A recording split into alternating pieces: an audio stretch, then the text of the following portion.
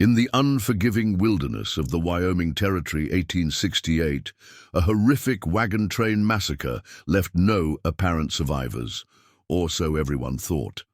While U.S. cavalry scouts counted 23 bodies, they never found 8-year-old Sarah Thornton. Hidden in a narrow mountain crevice, trembling as she heard the war cries fade into the distance, Sarah would face the coming winter alone. Her remarkable story of survival against impossible odds remained untold for nearly a century, buried in fragmentary military reports and a single, extraordinary diary. This is the forgotten tale of how one child's desperate will to live collided with an unlikely savior, a Sioux hunter who defied his own tribe's traditions to save the daughter of his sworn enemy. Before we jump back in, tell us where you're tuning in from, and if this story touches you, make sure you're subscribed, because tomorrow I've saved something extra special for you. The Thornton family had little reason to worry as their wagon creaked along the dusty trail that spring morning. The sky stretched endlessly blue above the Wyoming Territory, a perfect backdrop for their journey toward a new beginning. Thomas Thornton, a former blacksmith from Pennsylvania, led his wife Eleanor and their 3 children westward, following rumors of fertile land and opportunity near the Oregon border. The Thorntons had joined the Miller wagon train, 17 wagons strong, filled with families seeking similar dreams of prosperity in the untamed West. 8-year-old Sarah Thornton sat beside her mother on the wagon bench, her legs swinging freely beneath her calico dress. Her blonde hair caught the morning light as she watched jackrabbits dart between sagebrush. Unlike her older brothers who complained endlessly about the journey's monotony, Sarah found wonder in the vastness of the plains and mountains. She collected wildflowers at each stop, pressing them between the pages of her mother's Bible, creating a vibrant record of their trek toward a new home. Ooh. "Look, Papa!" Sarah pointed toward distant thunderheads gathering over the mountain range ahead. "Storms coming." Thomas squinted at the horizon. "Good eye, little one. We'll need to make camp earlier today. Those clouds don't look friendly." Eleanor squeezed her daughter's hand. "My Sarah has the sharpest eyes in the family. She'll make a fine pioneer woman someday." Sarah beamed with pride, unaware that her keen observation skills would soon become her only chance at survival. The Miller wagon train had been advised to avoid the Blackfoot Pass, as tensions with local tribes had escalated in recent months. A series of broken treaties and encroaching settlements had frayed the delicate peace. Lieutenant James Harrison at Fort Bridger had warned the group about increased warrior activity in the region, but Wagon Master Frederick Miller insisted the alternate route would add weeks to their journey. "We've got enough men and rifles," Miller had declared confidently at their last campfire meeting. "Besides, most of the trouble's been further north. We should pass through without incident." Thomas Thornton had voiced his concerns that night, arguing for the safer route. "I've got my family to think about. An extra fortnight on the trail seems a small price for peace of mind." "Then stay behind if you're yellow," Miller had retorted. "The rest of us have land claims to file before winter." Thomas had reluctantly agreed to continue with the group, a decision that would haunt him in his final moments. As the wagons approached the narrow passage between towering rock formations that marked the entrance to Blackfoot Pass, an unusual stillness fell over the landscape. Birds ceased their songs. The constant wind that had accompanied their journey suddenly died away, leaving an eerie quiet broken only by creaking wagon wheels and the occasional snort from the oxen. Sarah noticed the silence first. "Mama, where did all the birds go?" Before Eleanor could answer, Frederick Miller's voice rang out from the lead wagon. "Keep those wagons tight, no stragglers through the pass." The Thornton wagon was fourth in line as they entered the shadow of the towering cliffs. Thomas kept one hand on the reins, the other never far from his rifle. Eleanor pulled Sarah closer, while her brothers, Daniel, 12, and Matthew, 14, peered anxiously from beneath the wagon canvas. The attack came with terrible swiftness. The eye's first warning was a single arrow that struck the lead wagon's canvas with a dull thud. Then came the war cries. Dozens of painted warriors on horseback descended from concealed positions in the rocks above. The narrow pass quickly became a scene of chaos and slaughter. "Circle the wagons!" Miller screamed. But it was too late. The confined space of the pass made the defensive formation impossible. Thomas Thornton reacted instantly. "Get down!" he shouted to his family as he raised his rifle. Eleanor pulled Sarah from the bench, pushing her toward the back of the wagon, where her brothers were already reaching for their father's spare shotgun.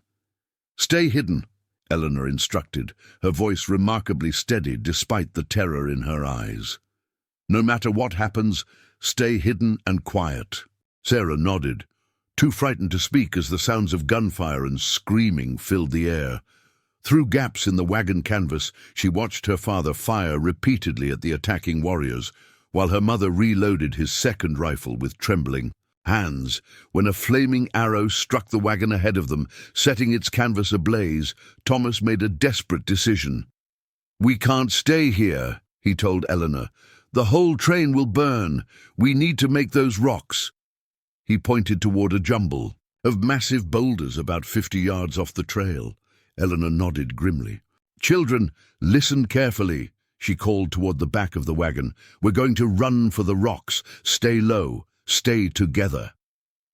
The family waited for Thomas's signal, then leapt from the relative safety of their wagon into the chaos of the massacre. Thomas led the way, firing as he moved, while Eleanor pushed the children ahead of her. Sarah ran as she'd never run before, her heart pounding in her ears. She heard her brother Matthew cry out as an arrow struck his shoulder, but their father pulled him up, urging them to keep moving. They had nearly reached the boulders when Eleanor Thornton fell, an arrow protruding from her back. "Keep going!" she gasped, looking directly at Sarah.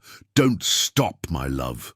Thomas hesitated, agonized, but the warriors were closing in. "Daniel, Matthew, take your sister and climb as high as you can," he ordered, before turning back toward his fallen wife, rifle raised in defiance. The 3 Thornton children scrambled among the boulders, climbing higher as their father's last shots echoed below. Daniel, blood seeping from a wound on his arm, pushed Sarah ahead of him. "There!" Matthew pointed toward a narrow fissure in the rock face. "We can hide in there." The crevice was barely visible, a vertical crack in the mountainside, just wide. Enough for a child to slip through. Matthew, being the largest, struggled to squeeze his shoulders through the opening. "It's too tight," he gasped. "Sarah, you go first." Daniel boosted his little sister up, and Sarah wriggled into the dark fissure. The space widened slightly inside, opening into a small cavern. "Come on," she called back, reaching out her hand. Daniel tried to follow, but a shout from below froze him in place. Warriors were scaling the rocks toward them. Matthew, still outside the crevice, grabbed his brother's arm. "We need to lead them away from here," he said, his young face suddenly aged with resolve. "Sarah, stay hidden. Don't make a sound. We'll come back for you when it's safe." Before she could protest, her brothers disappeared from the opening, their footsteps receding as they deliberately made noise to draw the pursuers away from Sarah's hiding place. Sarah pressed herself deep into the crevice, making herself as small as possible. The rough stone scraped her back as she huddled in the shadows, her hand clamped over her mouth to silence her terrified breathing. From her hiding place, she could see slivers of the carnage below. Wagons burning, bodies fallen. The sounds were worse. Screams cut short, the triumphant whoops of the warriors, and finally the terrible silence that followed. She recognized her brother's voices briefly, defiant shouts that ended in abrupt silence, and she bit down on her knuckles to keep from crying out. As dusk fell, the warriors moved among the dead, taking weapons, supplies, and scalps. Sarah remained, motionless, even when a warrior passed so close to her hiding place that she could see the eagle feathers in his hair, could smell the smoke and blood on his skin. She didn't move, when they drove off the surviving oxen and horses. She didn't move when they set fire to the remaining wagons. She didn't move even when the last of them departed, leaving only the crackling flames and the gathering night. Only when full darkness had fallen did Sarah allow herself to weep, silent tears streaming down her dirt-streaked face. Her family was gone. Everyone she knew in the world had been taken from her in a single brutal afternoon. As the night deepened, the temperature dropped rapidly in the high mountain pass. Sarah huddled deeper into her hiding place, wrapping her arms around herself for warmth. The thin calico dress offered little protection against the mountain chill. Her stomach growled with hunger, but fear kept her rooted in place. "I'll wait until morning," she whispered to herself. "Papa would say to wait until it's safe." Sleep came in fitful bursts, disrupted by nightmares and the very real sounds of scavengers below. When dawn finally broke, Sarah cautiously peered out from her sanctuary. The sight that greeted her was one no child should ever witness. The wagon train was destroyed, burned husks of vehicles scattered across the pass. Bodies lay where they had fallen, some already disturbed by predators. Sarah searched desperately for any sign of movement, any survivor besides herself, but the scene remained still, except for circling ravens overhead. Survival instinct overcame her terror. Sarah knew she couldn't remain in the crevice indefinitely. She needed water, food, and better shelter. With trembling limbs, she eased out of her hiding place and carefully picked her way down the rocky slope. Preparing and narrating this story took us a lot of time, so if you are enjoying it, subscribe to our channel. It means a lot to us. Now back to the story. She approached the remains of her family's wagon first, hoping to find something, anything, familiar to cling to. The canvas was burned away, the wooden frame charred but partially intact. With shaking hands, she sifted through the ashes, eventually uncovering her mother's scorched Bible, the pressed wildflowers still intact between its pages. She clutched it to her chest and continued her search. In the wreckage, Sarah managed to find a small knife with a bone handle, a dented tin cup, and a singed blanket. More precious than these was a half-burned bag of cornmeal overlooked by the warriors. These became her first survival tools. The hardest task was avoiding the bodies. Sarah couldn't bear to look at the fallen settlers, afraid of recognizing her, parents or brothers among them. She skirted around them, eyes averted, whispering apologies as if they might hear her abandoning them. The sound of running water drew her away from the massacre site. A small stream flowed down from the mountains about a quarter-mile from the pass. Sarah filled her cup and drank deeply, then refilled it several times. The cold water revived her, clearing her head enough to begin planning. "I need to find help," she said aloud, her voice sounding strange after so many hours of enforced silence. There must be a fort or a town somewhere. But which direction should she go? The wagon train had been traveling west, but Sarah had no way of knowing how far. They were from the next settlement. Going back east meant a longer journey through the pass where the attack had occurred. The thought made her shudder. As Sarah contemplated her limited options, another realization dawned on her. The warriors might return. This thought sent a fresh wave of terror through her small body. She couldn't stay near the massacre site. She needed to hide, to find a place of safety until help might come. Her eyes turned toward the mountains rising to the north. The complex maze of ridges and valleys might offer sanctuary, places to hide that warriors on horseback couldn't easily reach. With this tentative plan forming, Sarah gathered her meager supplies into a bundle using the blanket. Before leaving the stream, she knelt beside the water and splashed her face, washing away tears and dust. Her reflection looked back at her, a small, frightened child with determined eyes. "Be brave," she whispered to herself, words her father had often told her. "Just be brave for a little while longer. With the bundle clutched to her chest and her mother's Bible secured in her dress pocket, Sarah began the difficult climb into the mountains. Each step took her farther from the horror behind her, but also farther from the known trail and potential rescue. Every rustling sound in the underbrush made her freeze, expecting warriors to materialize from the shadows. By midday, Sarah had climbed high enough to look back at the pass below.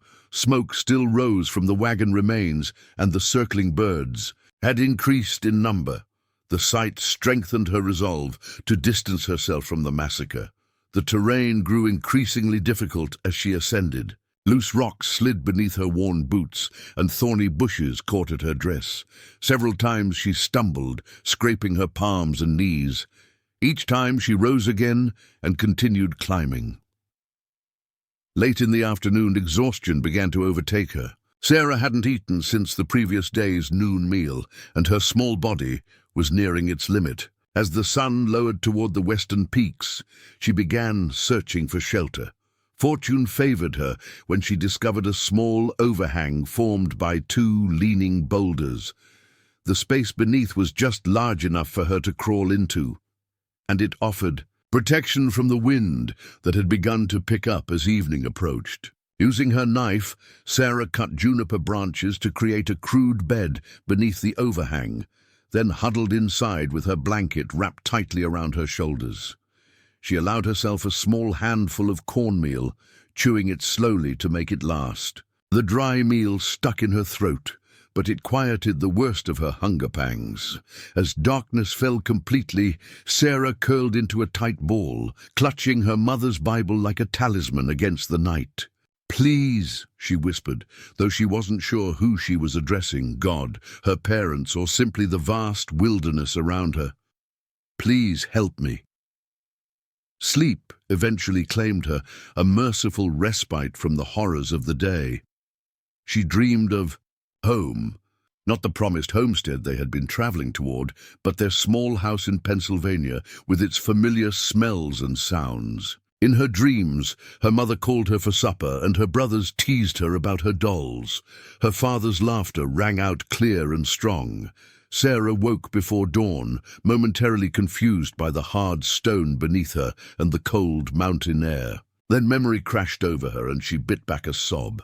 Crying wouldn't help her now. She needed to be strong, to keep moving, to survive. The second day brought new challenges. Her initial surge of adrenaline had faded, leaving bone-deep weariness in its place.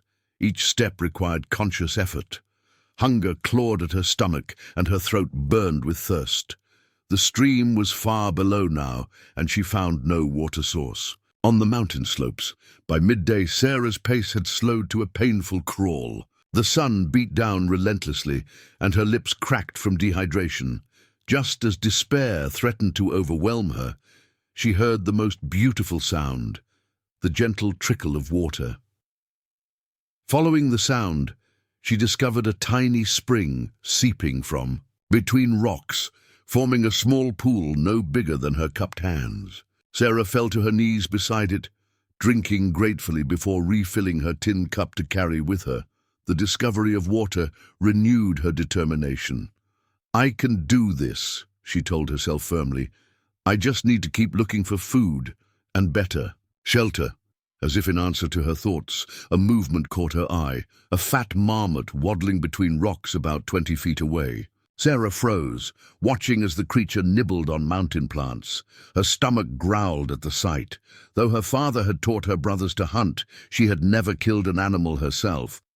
But hunger was a powerful motivator, moving with a slowness. Born of necessity rather than skill, Sarah crept closer to the oblivious marmot.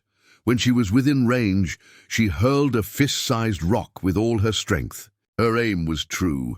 The stone struck the creature's head, stunning it long enough for Sarah to rush forward with her small knife. What followed was messy and traumatic, but survival demanded it. With shaking hands, Sarah cleaned her kill as she had seen her father do with rabbits. Each step made her stomach turn, but the promise of meat kept her going. That evening, sheltered in a different crevice higher up the mountain, Sarah roasted small strips of marmot meat over a tiny fire. The smoky, gamey taste was the most delicious thing she had ever eaten.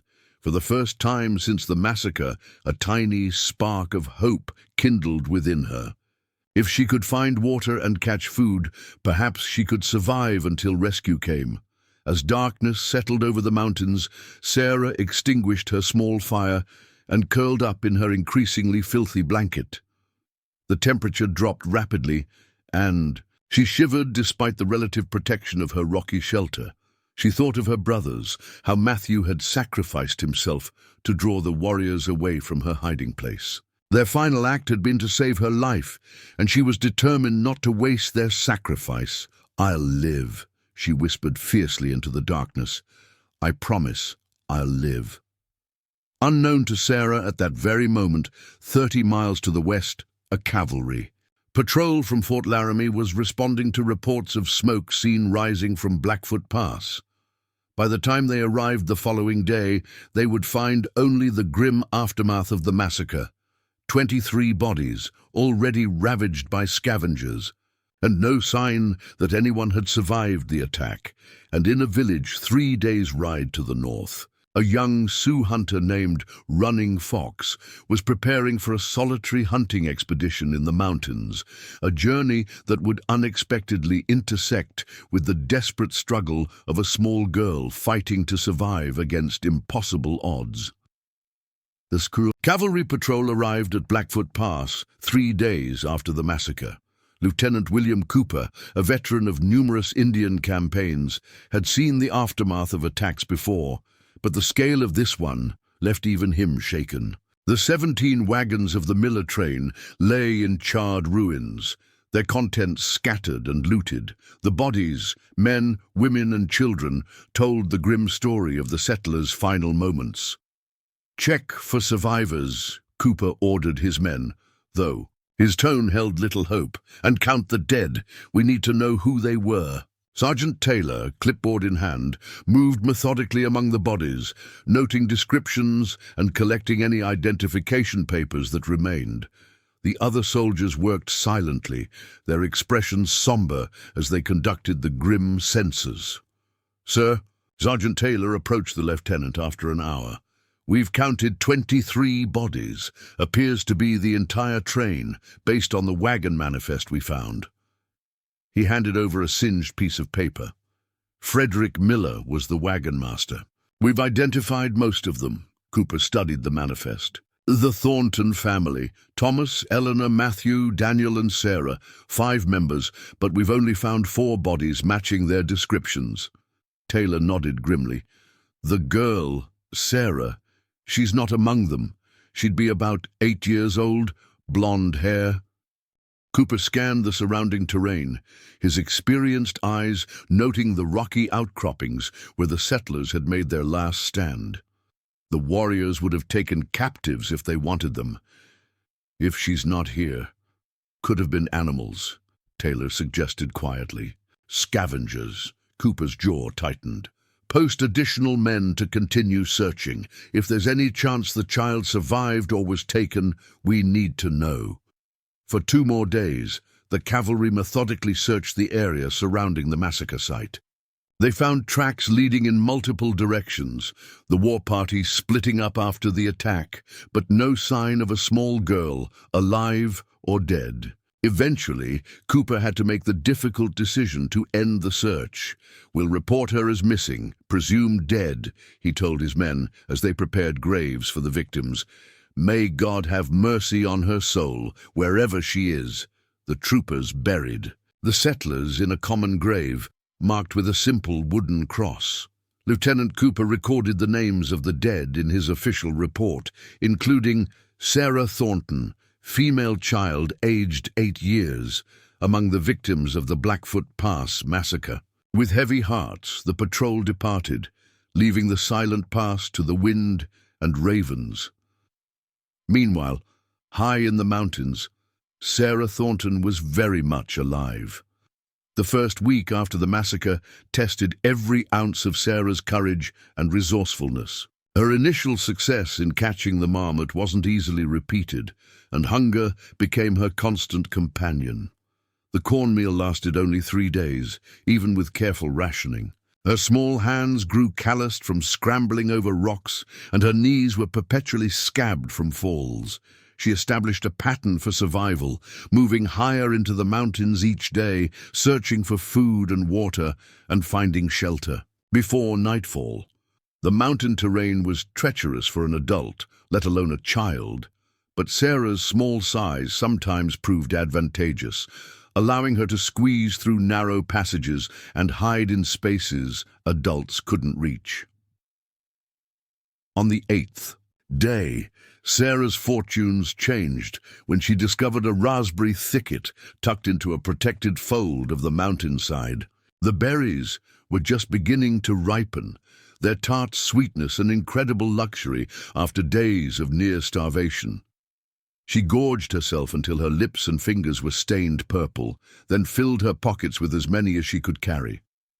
Near the raspberry thicket, she found an abandoned badger den beneath a rocky overhang. The entrance was small, just large enough for her to wiggle through, but the space inside widened considerably, providing better shelter than she'd had since the massacre. Sarah lined the floor with pine boughs and made the den her home base, returning to it each night after her daily foraging expeditions. The den and berry patch gave Sarah her first real sense of security since the attack. She no longer had to search for new shelter each night, and the berries provided a reliable, if limited, food source. She scratched marks on the den wall with her knife, counting the days of her survival, a small act of defiance against the wilderness that threatened to consume her. As days turned into weeks, Sarah's body adapted to her harsh new reality. Her once soft hands hardened with calluses. Her dress hung in tatters from her thinning frame, but her muscles grew wiry and strong. The initial terror that had accompanied every sound in the wilderness gradually dulled to cautious alertness. She learned to distinguish between the harmless rustle of wind through pine needles and the purposeful movements of animals, or potential threats. Food remained her greatest challenge. The raspberry patch could sustain her for a time, but Sarah knew instinctively that she needed more substantial nourishment. Her father's lessons on wilderness survival, originally shared with her brothers but overheard by her curious ears, now became her lifeline. "Look for plants the animals eat," Thomas Thornton had once advised during a hunting trip. "If deer or rabbits eat it, it's usually safe for people." Following this guidance, Sarah carefully observed the mountain wildlife. She watched squirrels harvest pine nuts and followed suit, spending hours extracting the nutritious kernels from cones. She noted which plants the marmots favored and sampled them cautiously, spitting out anything with a bitter taste, as her father had taught her. Some experimentation led to painful lessons. A patch of tempting berries, different from her raspberries, left her violently ill for a day, huddled miserably in her den. But gradually, Sarah compiled a mental catalogue of safe foods: wild onions that added flavor to her meager meals, dandelion greens that tasted bitter but filled her empty stomach, and occasionally the incredible bounty of bird eggs discovered. In ground nests, catching game remained difficult, with only her small knife and improvised snares made from strips of her petticoat. More often than not, her traps lay empty. But occasionally she succeeded in snaring a rabbit or ground squirrel, and these rare feasts provided critical protein that helped maintain her strength. Water was less problematic. The mountain's abundant springs and streams provided clean, cold water, and Sarah discovered that certain hollow plants could be used as natural straws to drink from otherwise inaccessible crevices. She carried her tin cup everywhere, never passing a water source without refilling it. Perhaps the most remarkable aspect of Sarah's survival was her mental resilience. Many adults would have succumbed to despair in similar circumstances, but Sarah's 8-year-old mind possessed an extraordinary capacity for adaptation. She spoke aloud to herself frequently, maintaining one-sided conversations with her absent family members. Mama would say, "I need to wash my face more," she would mutter while splashing icy spring water on her dirt-streaked cheeks. Daniel would laugh at how I set that snare. "I'll show him next time." These imaginary conversations preserved her connection to her lost family, while also keeping her mind sharp and focused. Each night, she recited prayers from memory, clutching her mother's singed Bible without opening it, too afraid that handling the fragile pages might cause them to crumble.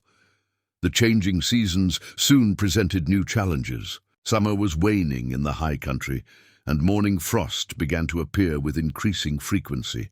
The raspberry bush yielded its final fruits, and the mountain vegetation showed signs of the approaching autumn. Sarah recognized the implications. With a wisdom beyond her years, winter in the mountains would be brutal, perhaps unsurvivable in her current situation. The realization prompted a crucial decision. She needed to find better, more permanent shelter before the snow came. The badger, then, while serviceable in mild weather, offered insufficient protection against true mountain cold. With characteristic determination, Sarah began exploring the surrounding area more extensively, searching for a winter haven. Her perseverance was rewarded when she discovered a narrow crevice in the mountainside, similar to the one where she had hidden during the massacre but much deeper. The opening was partially obscured by a fallen pine, making it nearly invisible unless one knew exactly where to look. Sarah squeezed through the tight entrance, finding that the space widened into a small cave extending about 15 feet into the mountainside. The cave floor was dry, and natural cracks in the ceiling allowed smoke to escape when she built a small fire near the entrance. Most importantly, the narrow opening could be blocked with pine boughs, helping to retain precious heat. Sarah immediately recognized it as her best chance for winter survival. With renewed purpose, she set about preparing her winter refuge. She gathered pine needles by the armful, creating a thick mattress at the back of the cave. She collected firewood whenever possible, storing a growing pile near the entrance. Every edible plant she encountered was harvested and dried, creating a meager stockpile of emergency rations. The work was exhausting, but it kept despair at bay. Sarah's days now had clear purpose: survive today, prepare for tomorrow, live to see rescue. She refused to consider the alternative. As she worked, Sarah remained vigilant. Twice, she spotted distant riders from her high vantage points, whether cavalry patrols or indigenous hunters, she couldn't tell. Each time, she hid until they passed out of sight, too afraid to risk approaching unknown men after what she had witnessed. Her tragic experience at Blackfoot Pass had taught her harsh lessons about trust and vulnerability. By the time the first snow dusted the mountainside in early October, Sarah had transformed from a frightened child into a wilderness survivor. Her once clean calico dress hung in tatters around her knees, supplemented by crude leggings fashioned from rabbit skins. Her blonde hair had grown tangled and wild, with pine sap accidentally matting several sections into primitive dreadlocks. Her skin had darkened from constant exposure, and her once soft features had grown angular from the harsh diet of her mountain existence. That first snowfall triggered a new phase in Sarah's survival journey. The cave became her primary domain, with excursions outside limited to gathering firewood, checking snares, and collecting water. The thin mountain air grew increasingly frigid, and nighttime temperatures plummeted below freezing. Fire became precious, both companion and lifeline. Sarah had learned to start flames using flintstones struck against her knife blade, catching the sparks on dried pine needles and carefully nursing them to life with her breath. She kept a small fire burning whenever possible, though she rationed her wood supply carefully, understanding that winter in the mountains was only beginning. Game grew scarcer as winter tightened its grip, but Sarah's snaring skills had improved dramatically through desperate practice. She set traps along game trails she had identified during warmer months, checking them daily with diminishing expectations but occasional success. One particularly harsh morning in late October, Sarah awoke to find 6 inches of fresh snow blanketing the mountainside. The world outside her cave had transformed overnight into a crystalline landscape of white. The beauty momentarily stole her breath, but practical concerns quickly reasserted themselves. Snow meant increased difficulty in finding food and tracking game, but it also offered one unexpected advantage. She could melt it for water without needing to venture to distant springs. Sarah was scraping snow into her tin cup near the cave entrance when she heard it, the distinctive sound of a twig snapping under weight, too heavy to be a small animal. She froze, cup clutched in her frost-reddened fingers, ears straining. Another sound followed, the soft crunch of footsteps in snow. Someone was approaching her cave. Sarah retreated silently into the shadows of her sanctuary, knife drawn, heart hammering against her ribs. The cave entrance was well concealed, but the fresh tracks in the snow leading directly to it betrayed her presence. She pressed herself against the cold stone wall, trying to remember if she had fully extinguished her morning fire. A thin wisp of smoke might have given away her position. The footsteps stopped just outside the cave. Sarah held her breath, knife trembling in her small hand. Then a shadow fell across the narrow entrance as someone crouched to peer inside. The figure that filled the cave opening wasn't wearing a cavalry uniform or settler's clothing. Instead, he wore buckskins and fur, with long black hair falling in braids past his shoulders. The Sioux hunter known as Running Fox had finally found what he had been tracking for days, but it wasn't the game he had expected. Running Fox had first noticed unusual signs in the mountains 5 days earlier. Small footprints too deliberate to be an animal's. A deadfall trap constructed with strips of fabric unlike anything his people would use. Most telling, a tuft of blonde hair caught on a thorn bush, hair unlike any forest creature. Curiosity had turned to disbelief as he followed the subtle trail. A child alone in these mountains? It seemed impossible. Yet each discovery reinforced his suspicion. A tiny handprint preserved in mud near a spring, distinctive knife marks on a pine where someone small had harvested pitch. The remains of small fires, carefully constructed but unmistakably made by human hands. Running Fox knew about the wagon train massacre at Blackfoot Pass. News traveled quickly between tribes, even those like his who had not participated in the attack. The Lakota bands to the east viewed the Blackfoot Pass raid as foolish, an unnecessary provocation that would bring cavalry retaliation. Running Fox shared this view, having seen enough conflict between his people and the white settlers to last many lifetimes. When he realized a child might have survived the massacre, something shifted in his perception of his hunt. No longer was he merely tracking game for his village's pots. He was following the desperate trail of a survival so unlikely, so tenacious, that it commanded his respect.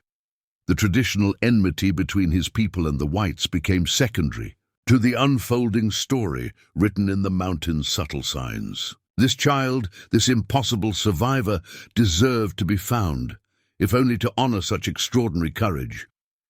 The tracks in fresh snow made the final approach simple. Running Fox knew he had found the child's den before he even crouched to peer inside.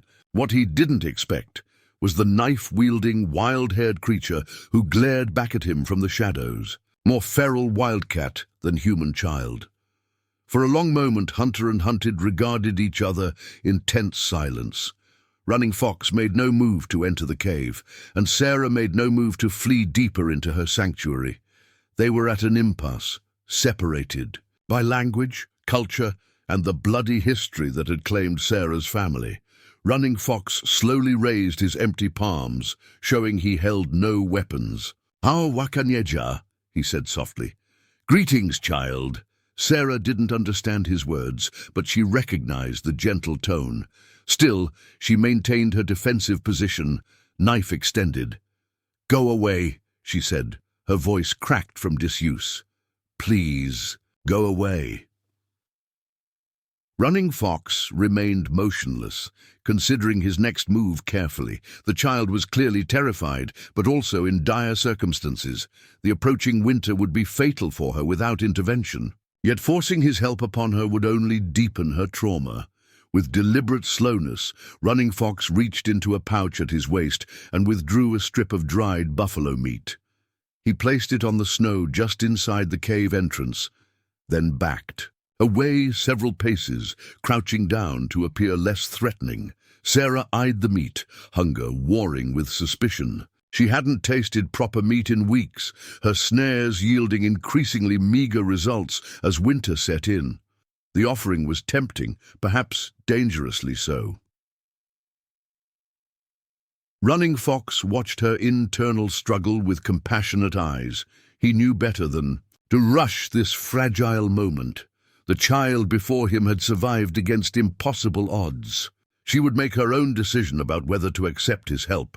And so they remained, the Sioux hunter sitting patiently in the snow, and the settler child crouched in her cave, as the October sun climbed higher in the cold blue sky, illuminating a most unlikely encounter between two worlds that had been torn apart by violence, but might yet be bridged by compassion.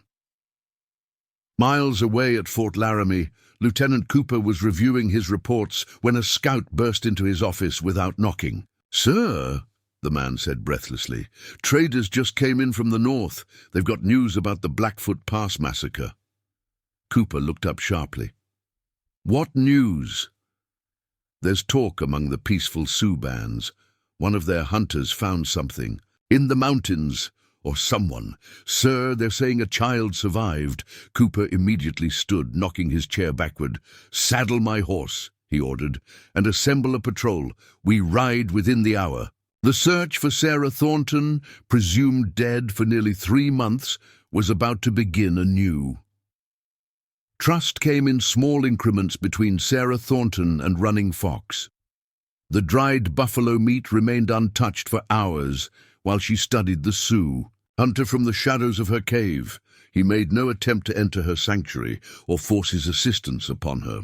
Instead, he built a small fire several yards from the entrance, its warmth and light a silent invitation. As dusk approached and the mountain cold intensified, hunger finally overcame Sarah's fear.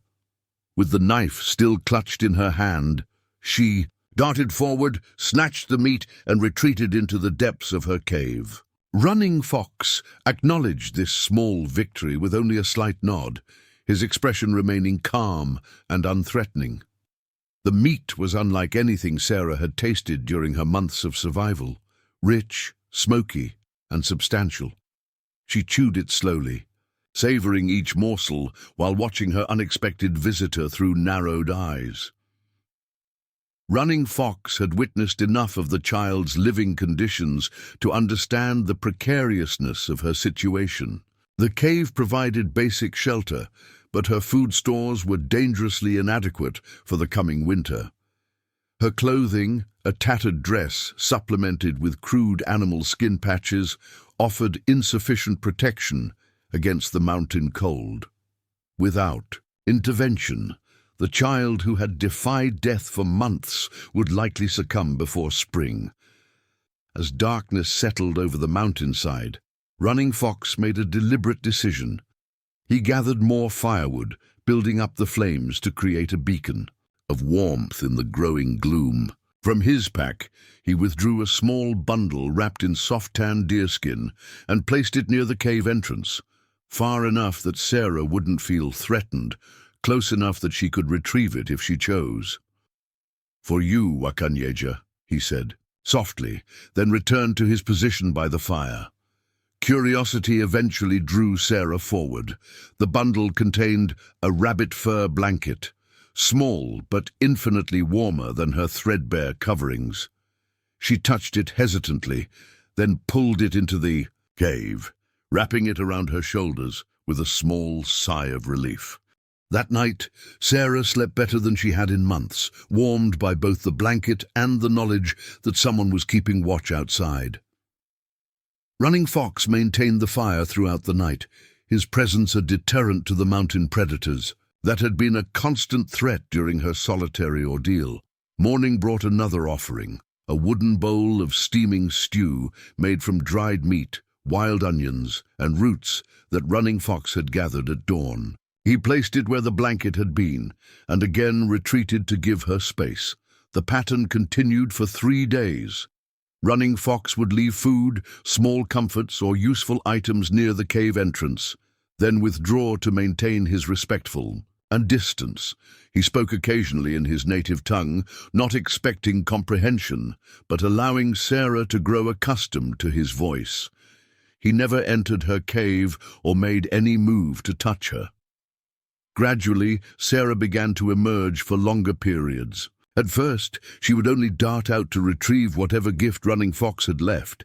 Later, she would sit just inside the entrance, visible but protected. By the third evening, she had moved far enough into the open that the firelight illuminated her face, revealing the profound changes wrought by her ordeal. Running Fox saw a child transformed by wilderness and trauma. Her once plump cheeks had hollowed, making her blue eyes seem unnaturally large in her thin face. Her blonde hair hung in wild tangles, sections of it matted beyond repair. Most telling was her watchful stillness, the hypervigilance of one who has learned that survival depends on constant awareness. On the fourth morning, a snowstorm swept across the mountain, bringing biting winds and horizontal snow that made visibility near zero. Running Fox quickly gathered abundant firewood before the worst hit, then faced a critical decision. His temporary camp offered insufficient protection against such weather. The only adequate shelter was Sarah's cave, but entering her sanctuary, uninvited, might shatter the fragile trust he'd built. Sarah solved his dilemma herself. As the storm intensified, she emerged from the cave entrance and for the first time spoke directly to him. "You can come inside," she said, her voice small but clear, "before you freeze." The gesture represented extraordinary courage on her part, inviting the unknown, the other, into her only safe place. Running Fox understood the significance and responded with appropriate solemnity, bowing slightly before gathering his minimal belongings and following her into the narrow opening. Inside, the cave was more spacious than it appeared from the entrance. Sarah had created a surprisingly organized living space. Pine boughs formed a sleeping pallet in the rear, while small niches in the rock walls served as storage for her meager possessions and food stores. A ring of stones near the entrance contained a small fire pit, with the natural chimney above, it drawing smoke outside. Running Fox settled near the entrance, maintaining as much distance as the confined space allowed. He placed his hunting knife on the ground beside him, then deliberately pushed it toward the center of the cave, a gesture of vulnerability and trust. After a moment's hesitation, Sarah picked up the knife and examined it. The blade was superior. To her own dull instrument, the handle adorned with intricate carvings. She ran her finger along the edge, testing its sharpness, then carefully placed it on a rock ledge, accessible to both of them, claimed by neither. The symbolism wasn't lost on Running Fox, who acknowledged the diplomatic compromise with a slight smile.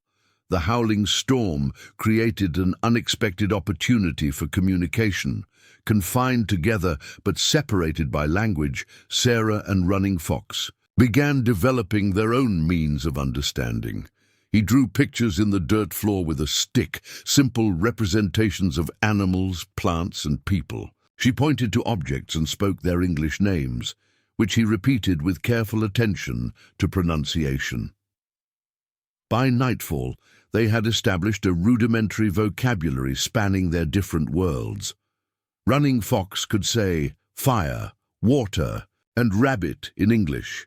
Sarah had learned their Lakota equivalents, Peter, Minnie, and Mastinkala. More importantly, they had begun using each other's names. Sarah, she had said, pointing to herself. Running Fox, he had responded, tapping his chest. That evening, as they shared a meal of rabbit stew cooked over the cave's fire, Sarah spoke her first full sentence to her unlikely guardian. "Why did you help me, Running Fox?" He considered the question carefully, aware of its many layers. How could he explain to a child who had witnessed her family's slaughter that not all indigenous people were enemies? How could he convey the complex political divisions between tribes, some of whom opposed attacks on settlers? How could he articulate the simple human compassion that had moved him when he realized a child was alone in the wilderness? Running Fox pointed to the fire between them. "Fire good," he said in his limited English. "Fire warm, but fire also burn." He gestured toward the cave entrance, where the storm continued unabated. Storm strong, storm kill, but storm also bring water, make plants grow. He looked directly at Sarah. "My people, your people, like fire, like storm, can warm, can harm." He touched his chest. Running Fox chooses warm, not harm. See child alone, choose help. The simple explanation, constrained by language barriers but delivered with evident sincerity, seemed to satisfy Sarah. She nodded solemnly, then offered him more stew, a small but significant gesture of acceptance. That night, for the first time since the massacre, Sarah slept in the presence of another human being without fear. The storm raged outside, but within the cave an unlikely peace had been established. Meanwhile, Lieutenant Cooper's patrol struggled against the same blizzard. Forced to seek shelter in a canyon 15 miles south of Sarah's location, the unexpected storm had caught them midway through their journey north, slowing their progress to a crawl and eventually halting it entirely. "This is the worst possible timing," Cooper fumed as his men established a hasty camp beneath an overhanging cliff. "Every hour we delay," Sergeant Taylor, ever practical, interrupted his commander's frustration. "Sir, we can't help the girl if we freeze to death trying to reach her. The traders said she's with one of the peaceful Sioux. She's safer now than she's been in months." Cooper nodded reluctantly, acknowledging the logic while still chafing at the delay. "First light tomorrow, weather permitting, we ride. I want that child back with her own kind as soon as possible." The storm lasted 2 days, blanketing the mountains in 3 feet of fresh snow and transforming the landscape. When it finally cleared, a brilliant winter sun revealed a pristine white world under crisp blue skies. For Sarah, the storm's passing brought both beauty and an unexpected dilemma. During their confinement, she had grown increasingly comfortable with Running Fox's presence. His gentle manner and evident concern for her welfare had begun healing wounds deeper than the physical privations she had endured. For the first time since the massacre, she felt truly safe. Yet Running Fox recognized that their temporary sanctuary couldn't become permanent. The child needed medical attention, proper nourishment, and ultimately, a return to her own society. His responsibility now was to ensure her safe passage to the nearest settlement or military outpost where she could receive appropriate care. The morning after the storm, Running Fox explained his plan through their developing system of communication. They would travel together to Fort Laramie, where Sarah could be placed with her own people. He would fashion a proper sled from pine branches to transport her through the deep snow, making the journey as comfortable as possible. Sarah received this proposal with mixed emotions. The prospect of returning to civilization, of sleeping in a real bed and eating regular meals, held undeniable appeal. Yet it also meant leaving the only place where she had exercised control since the massacre, abandoning the hard-won sanctuary she had created for herself. Most confusing was the realization that she would be separated from Running Fox. the unlikely protector who had become her sole human connection. "You come too?" she asked, her face betraying her anxiety. Running Fox understood her concern, but couldn't offer false reassurance. Relations between his people and the U.S. military remained tense, even for bands like his that maintained peaceful interactions. Arriving at a fort with a white child would be fraught with risk regardless of his benevolent intentions. "I bring you close," he explained carefully. "Then you go alone last part, safer." He drew a circle in the dirt representing the fort, then traced 2 paths leading to it, one with 2 stick figures traveling together, then diverging with only the smaller figure completing the journey. Sarah frowned at the drawing, clearly displeased with this arrangement. "No," she said firmly, erasing his lines with her palm. "Together." She redrew the path with both figures reaching the fort. Running Fox couldn't help but smile at her stubborn insistence, so characteristic of the determination that had kept her alive for months against impossible odds. But his responsibility now included protecting her from potential misunderstandings that could turn violent. The sight of a Sioux warrior approaching a military fort with a white child would likely be met with gunfire before explanations could be offered. "We see," he compromised, unwilling to upset her with the harsh realities they might face. "First, make ready." The preparations for their journey occupied the remainder of the day. Running Fox constructed a sturdy travois from pine branches and rawhide strips from his pack, creating a sled-like conveyance that could be pulled through deep snow. Sarah gathered her few precious possessions, her mother's Bible, the knife and the tin cup that had sustained her through months of solitude.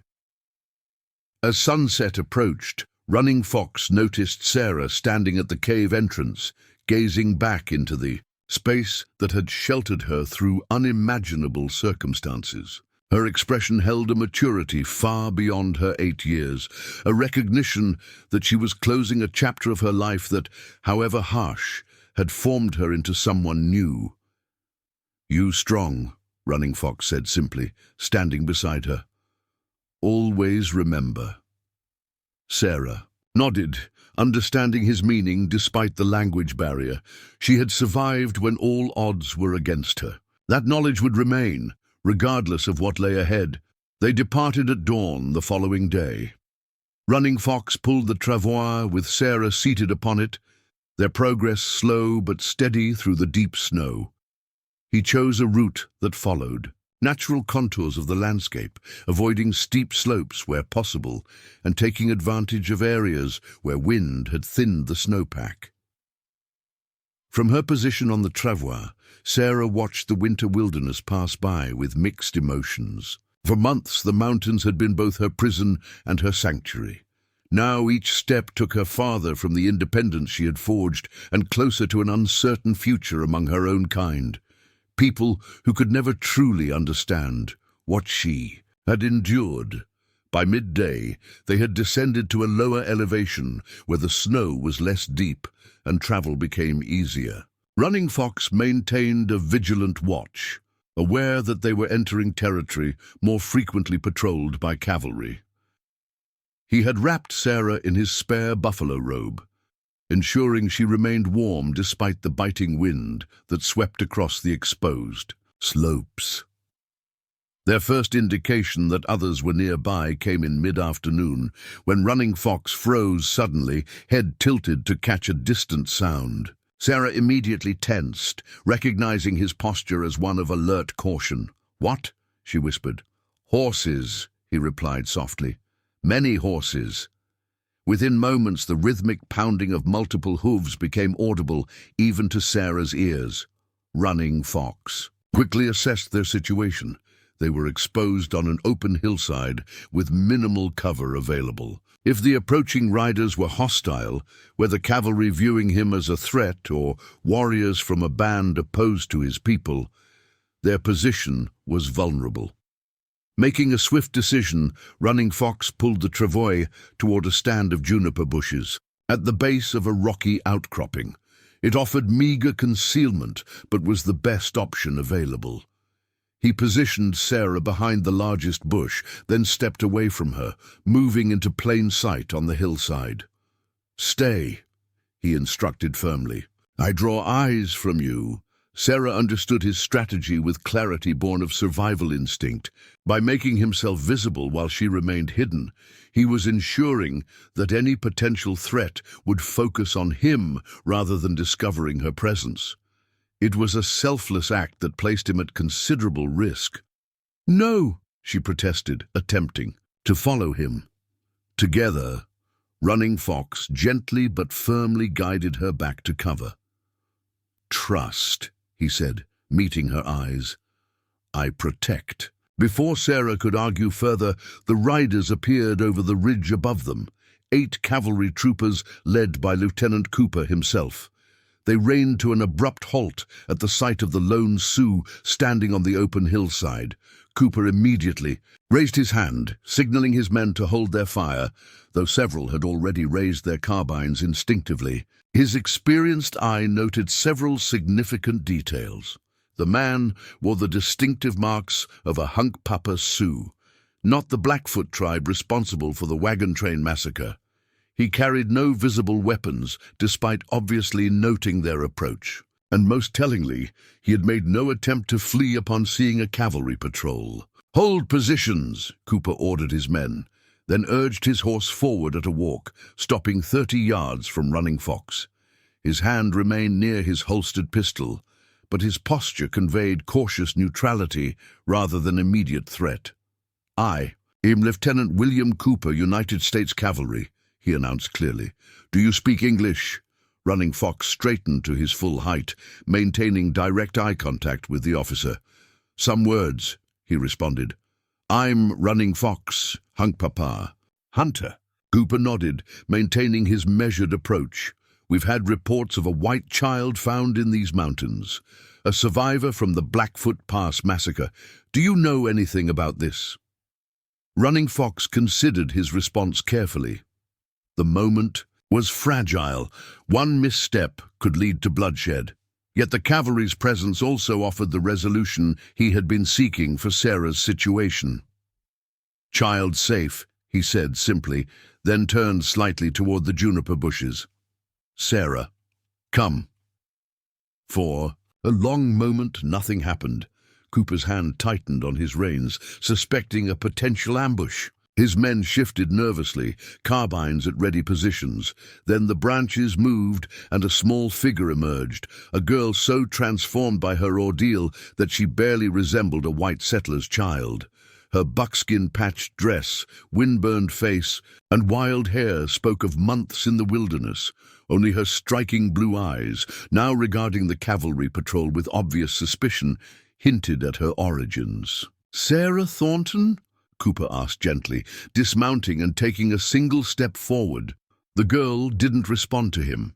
Instead, she moved to stand beside Running Fox, her thin hand slipping into his with evident trust.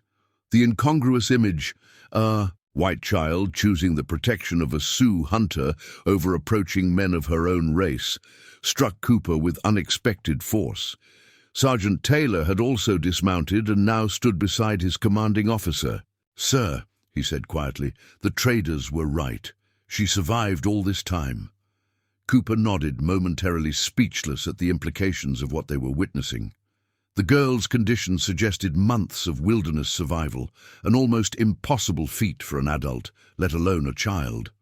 Yet here she stood, alive against all odds, and clearly bonded with the Sioux hunter who had found her. The lieutenant removed his hat, crouching down to appear less intimidating.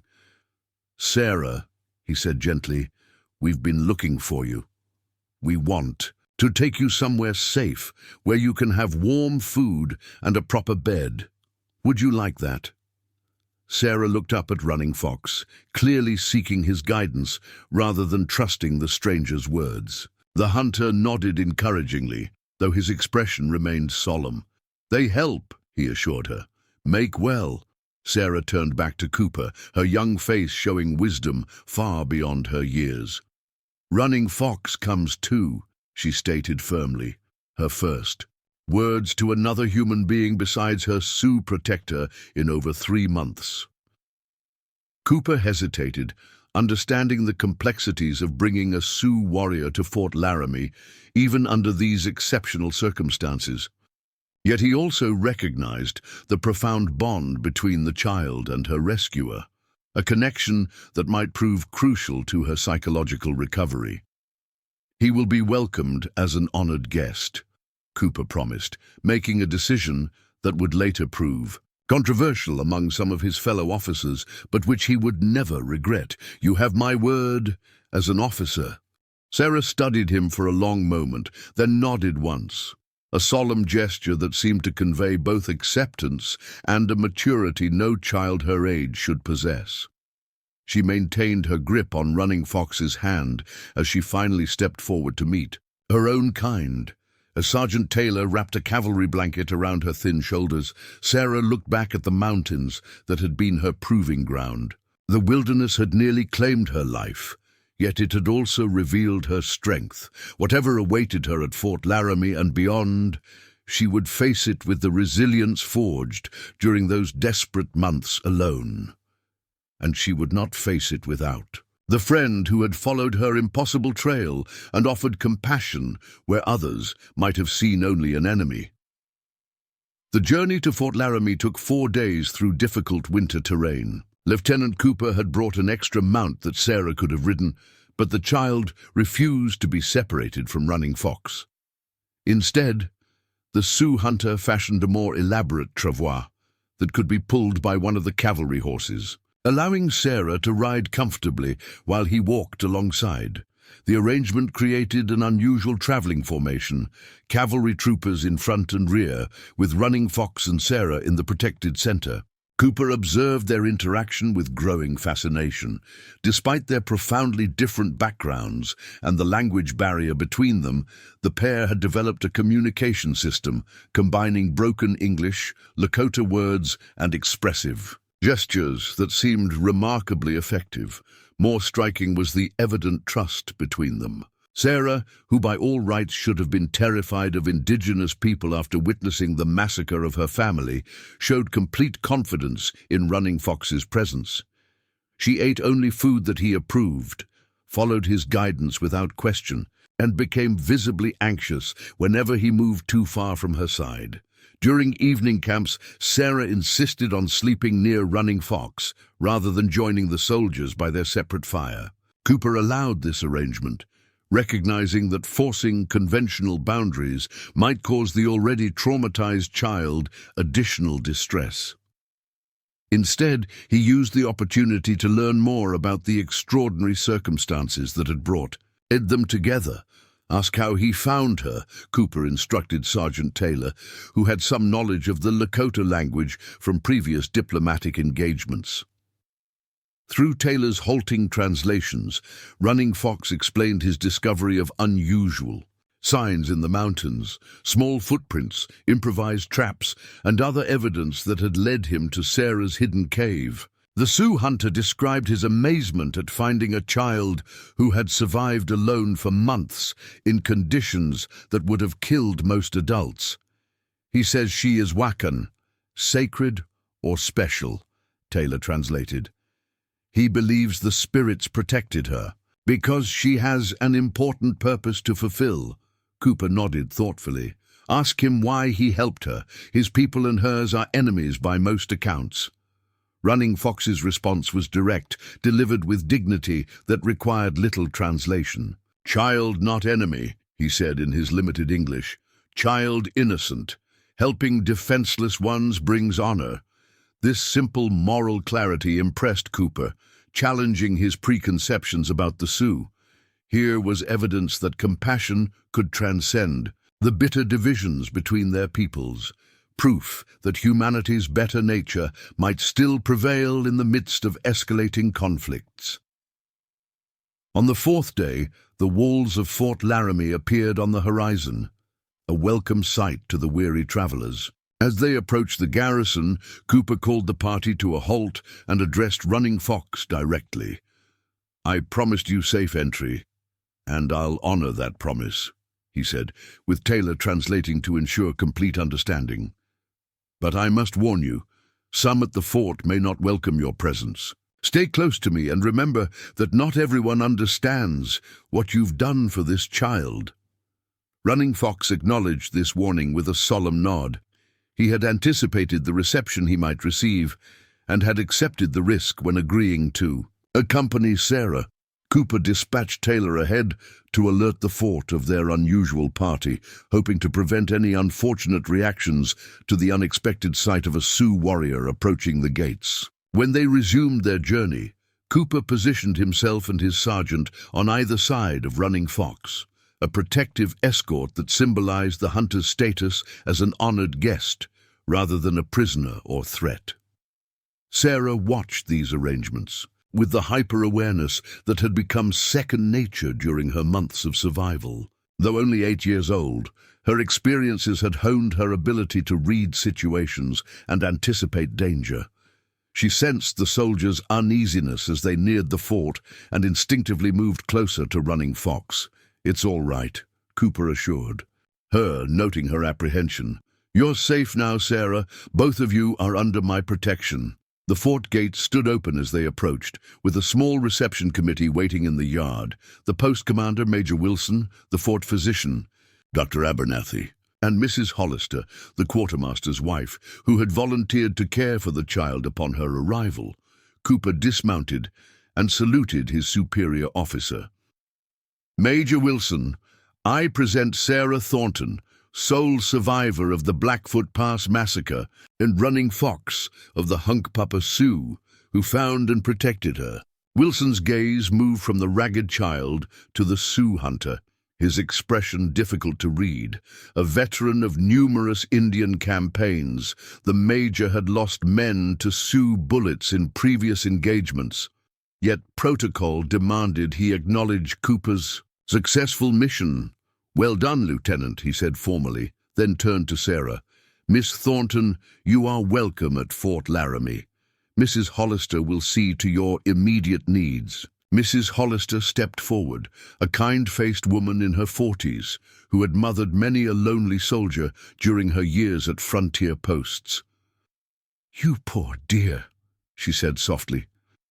"Let's get you inside where it's warm. A hot bath and clean clothes will make you feel much better." She reached for Sarah's hand, but the child shrank back, pressing against Running Fox's side.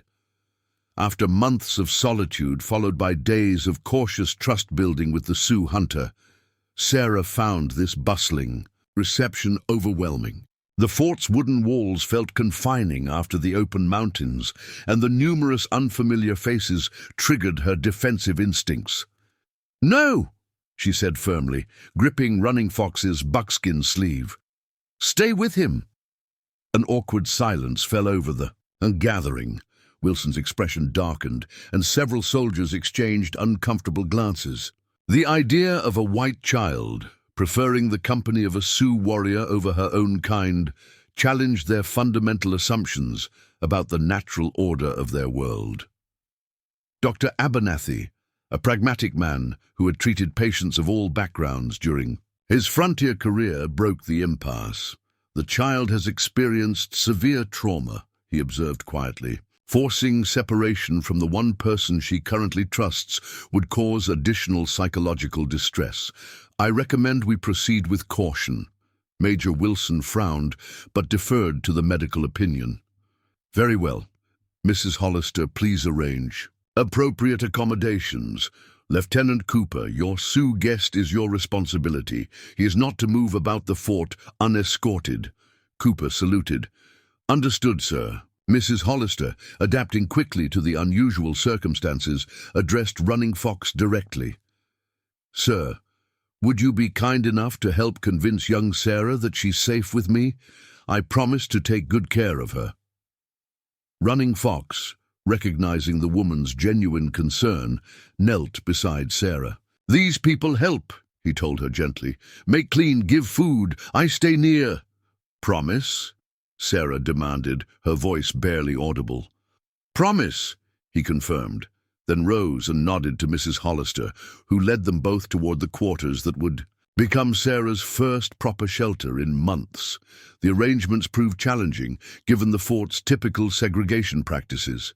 Eventually, a compromise was reached. Sarah would stay in Mrs. Hollister's guest room, while Running Fox would occupy an anteroom normally used for storage. It wasn't ideal, but it maintained proximity while observing minimal propriety. Sarah's first bath in nearly 4 months revealed the full extent of her physical transformation.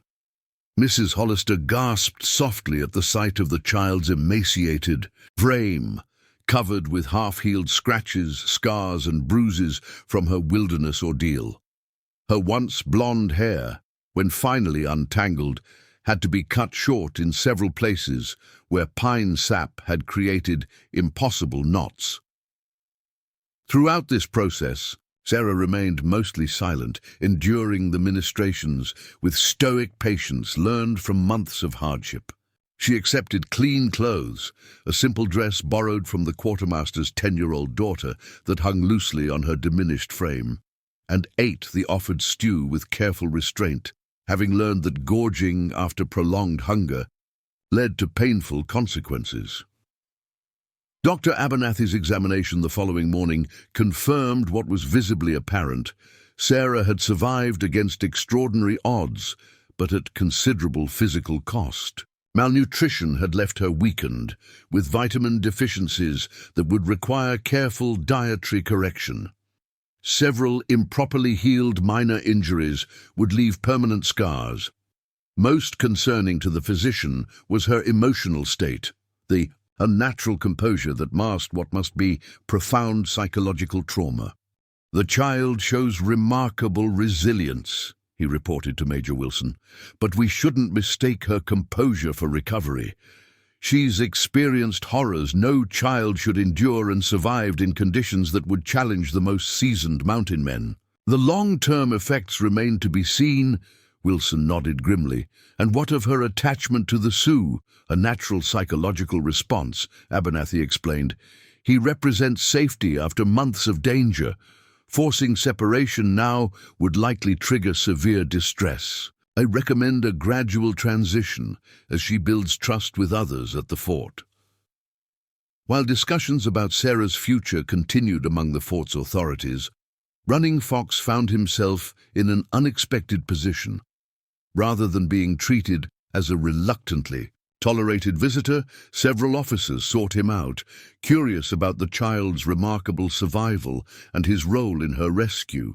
Lieutenant Cooper, in particular, spent hours documenting the full account, recognizing its historical significance. Through Sergeant Taylor's increasingly fluid translations, Running Fox described finding Sarah's tracks in the mountains, following her trail of survival, and eventually earning her trust. "She show more courage than many warriors," he stated with evident respect. "Small body, strong spirit."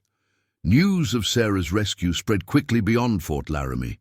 A passing journalist named James Wilkins, visiting the fort to gather material for Eastern newspapers, recognized the story's dramatic appeal. His initial dispatch, sent east via military courier, appeared in the Chicago Tribune under the headline, "Miracle Child Survives Massacre, Months Alone in Wilderness."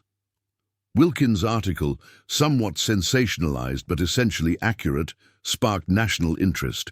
Follow-up pieces appeared in newspapers across the country, each embellishing the tale slightly while maintaining its core elements: the wagon train massacre, the child's extraordinary survival, and her rescue by a compassionate Sioux hunter who defied tribal animosities to save her. This publicity created new complications. Letters began arriving at Fort Laramie, including inquiries from distant Thornton relatives in Pennsylvania offering to take the orphaned child. Charitable organizations proposed various arrangements for her care and education. A wealthy businessman in Boston even offered to adopt Sarah, impressed by her demonstration of American fortitude and pioneer spirit. Major Wilson viewed these developments with relief, seeing opportunities to resolve the increasingly awkward situation at his fort. "The child clearly has promising options," he told Cooper. Once she's stronger, we'll arrange transport east with the next suitable escort." Cooper nodded, though he wondered how Sarah herself might view these plans. Since her arrival at the fort, she had gradually expanded her circle of trust to include Mrs. Hollister and Dr. Abernathy, but she still relied heavily on Running Fox's reassuring presence.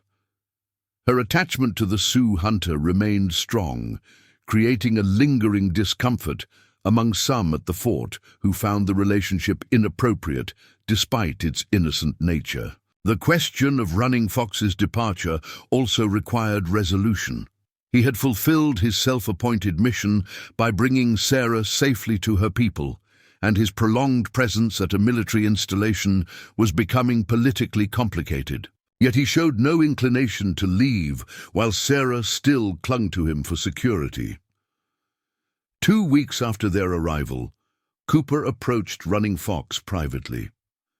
"Your people must wonder about your extended absence," he suggested carefully. "And spring will soon bring new tensions between our peoples. It might be wise for you to return to your band before the passes become busy with travelers." Running Fox considered these words thoughtfully. "Child still needs," he said simply.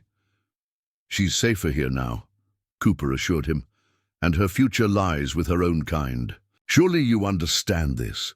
The Sioux hunter remained silent for a long moment, his expression unreadable. Finally, he nodded once. "We'll tell her tomorrow. Prepare her heart." That evening, Running Fox requested permission to take Sarah for a short walk along the fort's eastern wall, where they could see the distant mountains that had been her home during those desperate months. Cooper accompanied them, but maintained a respectful distance, allowing them privacy for what he knew would be a difficult conversation. Sarah, looking somewhat healthier after 2 weeks of regular meals and proper shelter, walked beside Running Fox with the easy familiarity they had developed. In her hand, she clutched a small carved wooden fox he had made for her, a keepsake to remember him by. Using their blend of broken English, Lakota words and gestures, Running Fox explained that he would soon return to his people. The news hit Sarah with visible force. She stopped walking abruptly, her face paling beneath its windburn. "You promised," she said, voice trembling. "You promised to stay." Running Fox knelt to meet her eyes.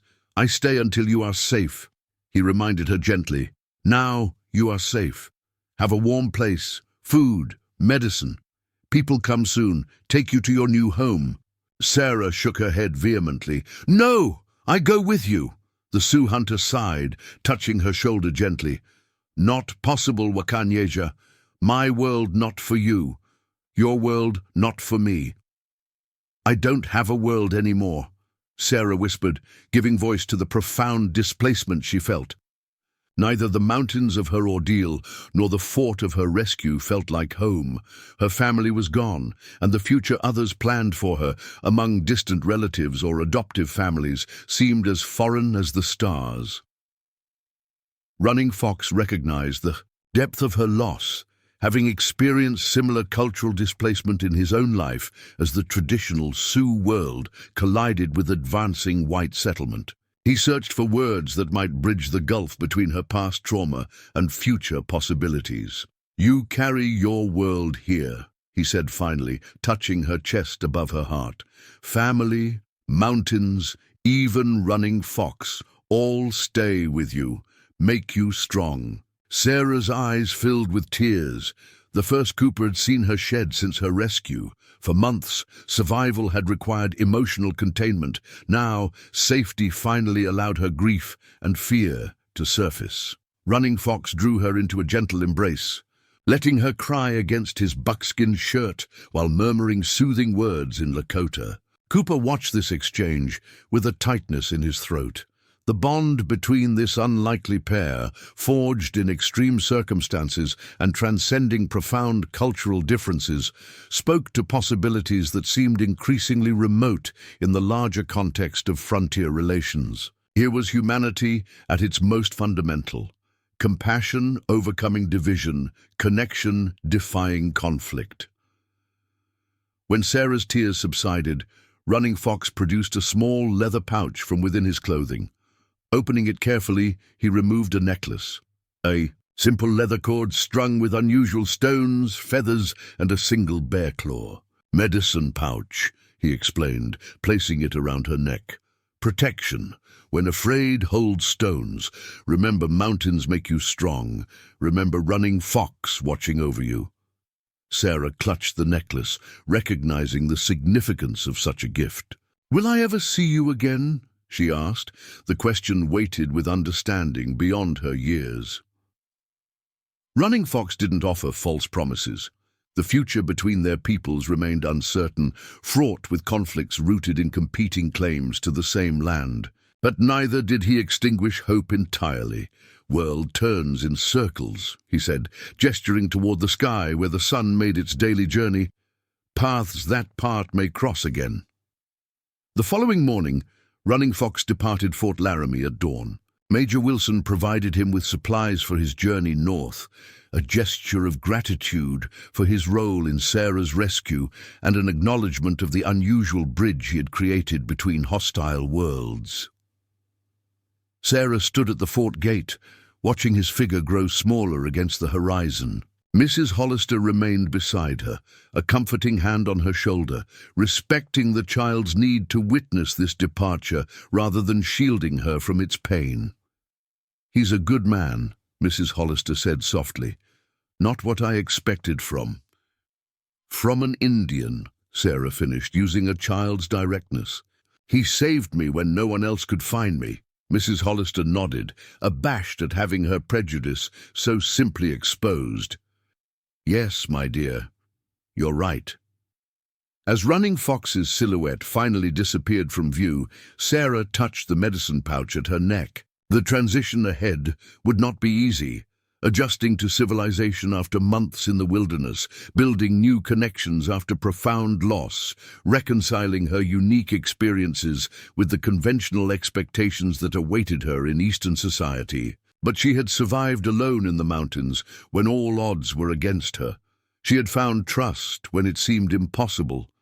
She would find her path forward, carrying with her the strength forged in solitude and the compassion demonstrated by an unlikely guardian. Sarah Thornton turned away from the gate, ready to face whatever came next. The last child of the Blackfoot Pass massacre had a story unlike any other, and it was far from finished. Spring brought change to Fort Laramie and to Sarah Thornton's circumstances. The mountain passes cleared of snow, allowing regular mail deliveries and increasing traffic along the Oregon Trail. Each arrival brought more letters about Sarah, whose story had captured the nation's imagination. Newspaper reporters arrived, seeking interviews. Charitable organizations sent representatives, and distant relatives continued writing with offers to take her in.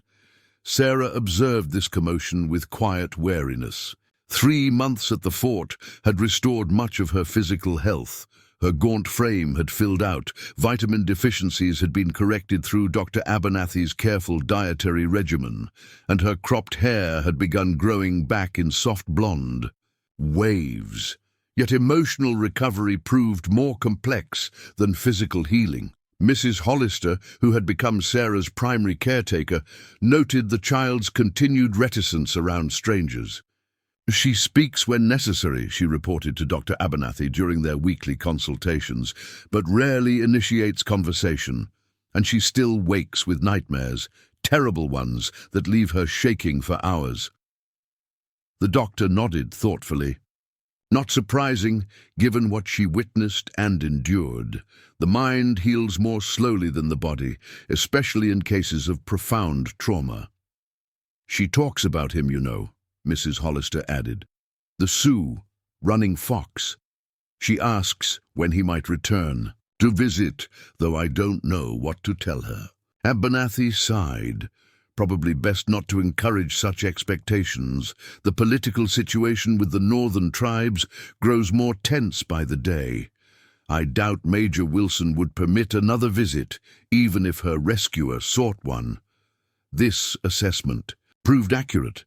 Relations between settlers and indigenous peoples had deteriorated further that spring, with increased raiding along migration routes and retaliatory actions by military patrols. Fort Laramie stood at the crossroads of these tensions, its garrison strengthened in anticipation of possible conflict.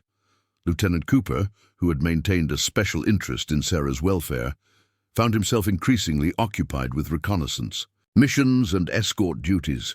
Still, he made time to visit her whenever possible, sometimes bringing small gifts, a ribbon for her hair, a picture book, or treats from the officers' mess.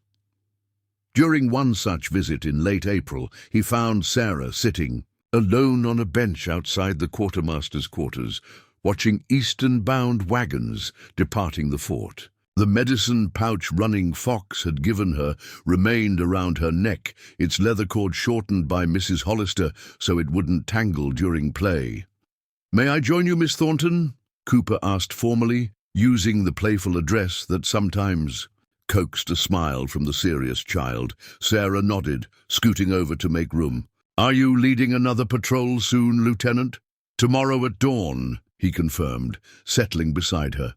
"We're escorting 3 families to Fort Kearney, too dangerous for civilians to travel alone these days." Sarah absorbed this information with the gravity that characterized her responses to all matters involving safety and survival. "Because of Indians?" she asked directly. Cooper hesitated, aware of the complexities this topic presented given her unique experience. "Because of tensions between some tribes and settlers," he clarified carefully. "Not all indigenous people pose threats, as you know better than most." Sarah fingered her medicine pouch thoughtfully. "Running Fox said his people don't attack wagons. He said it brings trouble without honor." "He was right about that," Cooper acknowledged. "Different. Bands have different approaches. The Hunkpapa Sioux generally maintain peace treaties when possible." He paused, then added gently, "Have you given any thought to your own journey east? Major Wilson received a letter yesterday confirming arrangements for your transport to Pennsylvania next month." Sarah's expression remained unchanged, but Cooper noticed her hand tightening around the medicine pouch. "Mrs. Hollister told me," she said simply. "Your mother's sister, your Aunt Rebecca, seems very eager to welcome you into her home. She has daughters near your age, cousins you've never met." Sarah nodded without enthusiasm. "Mrs. Hollister read me her letter." Cooper studied the child's profile, noting the contradiction between her youthful features and the ancient wisdom in her eyes. At 9 years old, she had celebrated a birthday during her time at the fort. Sarah Thornton had experienced more hardship and demonstrated more courage than most adults he knew. Yet decisions about her future remained in others' hands, her own preferences secondary to conventional expectations about proper placement for an orphaned child. "Are you afraid to leave the fort?" he asked directly, respecting her enough to avoid patronizing evasions. Sarah considered the question seriously. "Not afraid," she said finally. "Just—" She struggled to articulate complex emotions with her limited vocabulary. "This isn't my home, but I know it now. Pennsylvania isn't my home either. Nowhere is." The statement carried such profound displacement that Cooper found himself momentarily speechless. Sarah had lost not just her family, but her entire sense of belonging in the world. The wagon train massacre had destroyed her past. Her months of solitary survival had separated her from normal childhood, and now her future would take her to strangers in a place she couldn't remember, having left Pennsylvania when she was only 5. "Home isn't always a place," Cooper offered finally. "Sometimes it's the people who care about you." Sarah absorbed this idea, then asked unexpectedly, "Do you have a home, Lieutenant?" The question caught Cooper off guard. "I was born in Connecticut," he replied after a moment.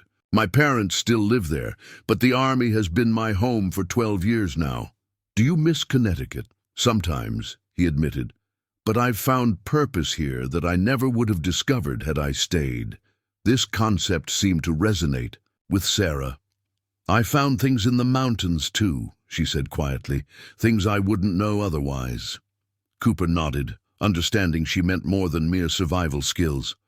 Her ordeal had revealed inner resources and perspectives that permanently distinguished her from other children her age, a premature wisdom gained at terrible cost. Perhaps that's what Running Fox meant, Sarah continued, about carrying my world with me. He sounds like a wise man, Cooper acknowledged, impressed once again by the Sioux hunter's insight. Sarah's solemn expression softened slightly. He told good stories at night in the cave, about stars and animals and how the world began, different from the Bible stories Mama told, but good too. This glimpse into her time with Running Fox, a detail she had not previously shared, suggested growing trust in Cooper. Encouraged, he ventured a question that had long puzzled him. Sarah, how did you survive those first weeks alone, before you found your cave and learned to trap food? She looked down at her hands, now clean and softened compared to the calloused, dirt-encrusted appendages they had been upon her rescue. I remembered things Papa taught the boys, about which plants were safe and how to find water. She paused, then added with simple honesty, and I talked to Mama and Daniel and Matthew, even though they were gone, pretended they could hear me and tell me what to do. Cooper felt a tightness in his throat. I'm sure they would be very proud of how brave you've been. A week later, final arrangements for Sarah's journey east were confirmed. She would travel with a military escort to Fort Kearny, then continue to St. Louis via riverboat in the care of an army chaplain's wife. From there, a rail journey would take her to Pennsylvania, where her Aunt Rebecca would meet her in Philadelphia. The night before her scheduled departure, Sarah slipped away from Mrs. Hollister's quarters after bedtime. The fort's evening routines provided cover for her movement as she made her way to a specific section of the eastern wall, the place where she had last seen Running Fox disappear into the distance. Lieutenant Cooper, completing a final inspection before his own departure, as leader of Sarah's escort, spotted her small figure atop the wall. Rather than immediately calling her down from her unauthorized perch, he approached quietly, curious about her purpose. Sarah sat with her legs dangling over the inner side of the wall, gazing eastward toward the distant mountains now visible, only as dark shapes against the night sky. The medicine pouch was clutched in both hands, and her lips moved silently as if in conversation. Cooper cleared his throat softly to announce his presence, not wanting to startle her. "It's past curfew, Miss Thornton," he said, keeping his tone light rather than accusatory. Sarah turned, unsurprised by his appearance. "I needed to say goodbye," she explained simply. "To the mountains," she nodded, "and to thank them for keeping me alive." Cooper settled beside her, respecting the ritual significance of her act. Many soldiers developed their own private ceremonies before journeys, acknowledging forces beyond their control. Sarah's animistic gesture, thanking the mountains themselves, reflected both her unique experience and perhaps the influence of Running Fox's spiritual teachings. "The mountains are indifferent," he observed gently. "They shelter or kill without preference. Your survival came from your own strength." Sarah considered this perspective. "Running Fox said the mountains have spirits," she countered, "not like people, but aware. He said they chose to help me because I respected them." Cooper didn't contradict her. After months alone in the wilderness, Sarah had developed a relationship with the natural world that defied conventional Western understanding. Whether viewed through Christian, indigenous, or secular lenses, her survival remained remarkable, a testament to human resilience regardless of how one explained the forces that had preserved her. "Are you ready for tomorrow's journey?" he asked, changing the subject. "Mrs. Hollister packed my bag. Sarah replied, which Cooper noted wasn't actually an answer to his question. "It's a big change," he acknowledged, "but your aunt's letters suggest she'll provide a good home. And Pennsylvania is safer than the frontier." Sarah's expression remained unreadable in the dim light. "Lieutenant Cooper," she said after a moment, "will you promise something, if it's within my power to promise?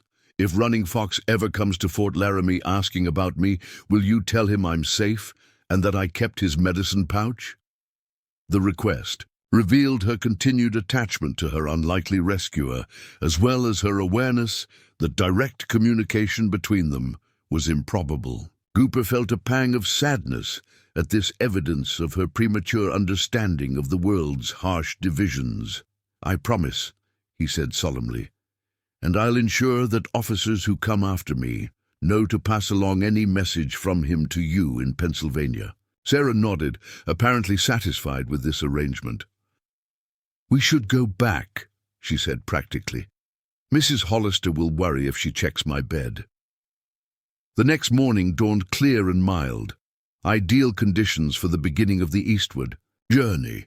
A small convoy had assembled, 2 wagons carrying supplies, and Sarah's military escort of 8 troopers, led by Lieutenant Cooper.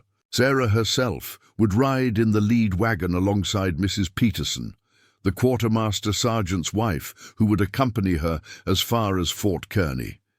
The fort's personnel gathered to bid farewell to the child who had briefly become their collective responsibility. Major Wilson made a formal speech about Sarah's courage, presenting her with a specially commissioned medal for extraordinary valor in survival against hostile elements. Dr. Abernathy gave her a small medical kit containing basic remedies for common ailments. Mrs. Hollister, teary-eyed, pressed a handkerchief embroidered with Sarah's initials into her hands. These gestures of recognition and care clearly meant something to Sarah, who accepted each gift with solemn gratitude. Yet Cooper, observing closely, noted the emotional reserve she maintained, a protective distance that had characterized her interactions since arriving at the fort. Only when the actual moment of departure arrived did that reserve briefly crack. As Sarah climbed into the wagon, Mrs. Hollister stepped forward for a final embrace. The child stiffened momentarily, then suddenly returned the hug with unexpected intensity, burying her face against the older woman's shoulder. "Thank you," she whispered, the words barely audible. "For everything." Mrs. Hollister swallowed hard, stroking Sarah's hair. "You write to me, young lady? I want to hear all about your new life in Pennsylvania." Sarah nodded, then composed herself, and settled onto the wagon bench. Cooper gave the order to move out, and the convoy rolled through Fort Laramie's gates into the open prairie beyond. The journey to Fort Kearny followed the established trail along the Platte River, a route well-traveled by emigrants and military patrols. Spring had transformed the landscape, with wildflowers carpeting the prairie and fresh green leaves adorning cottonwoods along the riverbanks. The weather held fair, and they made good progress, covering nearly 20 miles each day. Cooper, riding alongside the lead wagon, observed Sarah's response to this journey that retraced part of her family's original westward route. Unlike most children, who might have grown restless with the monotonous travel, Sarah maintained constant vigilance, her eyes scanning the horizon and landmarks with practiced attention. The survival habits formed during her months alone hadn't faded. She instinctively noted water sources, shelter possibilities, and changes in weather patterns. On the 3rd evening, as they made camp beside a small tributary of the Platte, Cooper found Sarah sitting slightly apart from the others, watching the sunset paint the western sky in brilliant orange and purple hues. "Are you comfortable, Miss Thornton?" he asked, approaching with a tin cup of hot tea for her. "Mrs. Peterson mentioned you've been quiet today." Sarah accepted the tea with a nod of thanks. "I'm fine," she said, then added unexpectedly, "We camped here before. On the way west, Papa caught fish in that pool." Cooper glanced toward the spot she indicated, surprised by this recollection. "You recognize this place?" "I remember all the camps," she said simply. "Mama let me collect flowers at each one. I pressed them in her Bible." A shadow crossed her face. "The Bible burned in the wagon, but I found it after. The flowers were still inside." "Do you still have it?" Cooper asked gently. Sarah nodded. "In my bag. Mrs. Hollister wrapped it in oilcloth to protect it." This tangible connection to her mother clearly held immense importance to Sarah. Cooper made a mental note to ensure the Bible remained safe throughout their journey, particularly during the riverboat portion where water damage posed a risk. "Tomorrow we'll pass the junction where the Oregon Trail branches northwest," Cooper told her. "From there, we'll be on a different route than the one your family took." Sarah absorbed this information with evident relief. The eastbound journey had forced her to confront painful memories associated with specific locations. A new route offered psychological distance from those traumatic associations. As predicted, the following day took them past the trail junction and onto the more heavily traveled eastern route. Traffic increased noticeably, freight wagons hauling goods to western outposts, stagecoaches carrying passengers and mail, and occasional westbound immigrant trains pursuing the same dreams that had animated the Thornton family's journey the Fee. Previous year, these encounters with westward-bound settlers stirred complex emotions in Sarah. Cooper noticed her watching the passing wagons with an expression that mingled sadness, knowledge beyond her years, and something like pity for those innocently pursuing a dream she had seen shattered. Once, when they passed a particularly large wagon train with numerous children playing alongside during a rest stop, Sarah turned to Cooper with unusual directness. "They don't know what's waiting," she said quietly. "Not all journeys end like yours did," he reminded her gently. "Most settlers reach their destinations safely." Sarah nodded, but her expression suggested she carried wisdom too dearly purchased to be easily dismissed. Her perspective on the Western migration had been forever altered by witnessing its darkest possibilities. On the 10th day of travel, Fort Kearny appeared on the horizon, a welcome sight, signaling the end of the first phase of Sarah's journey east. The fort was larger and busier than Laramie, serving as a major way station on the overland route and a supply depot for military operations throughout the region. Cooper had sent a rider ahead to announce their imminent arrival, so a proper reception awaited them. Colonel Gardner, the fort commander, greeted them personally, having been briefed on Sarah's remarkable story.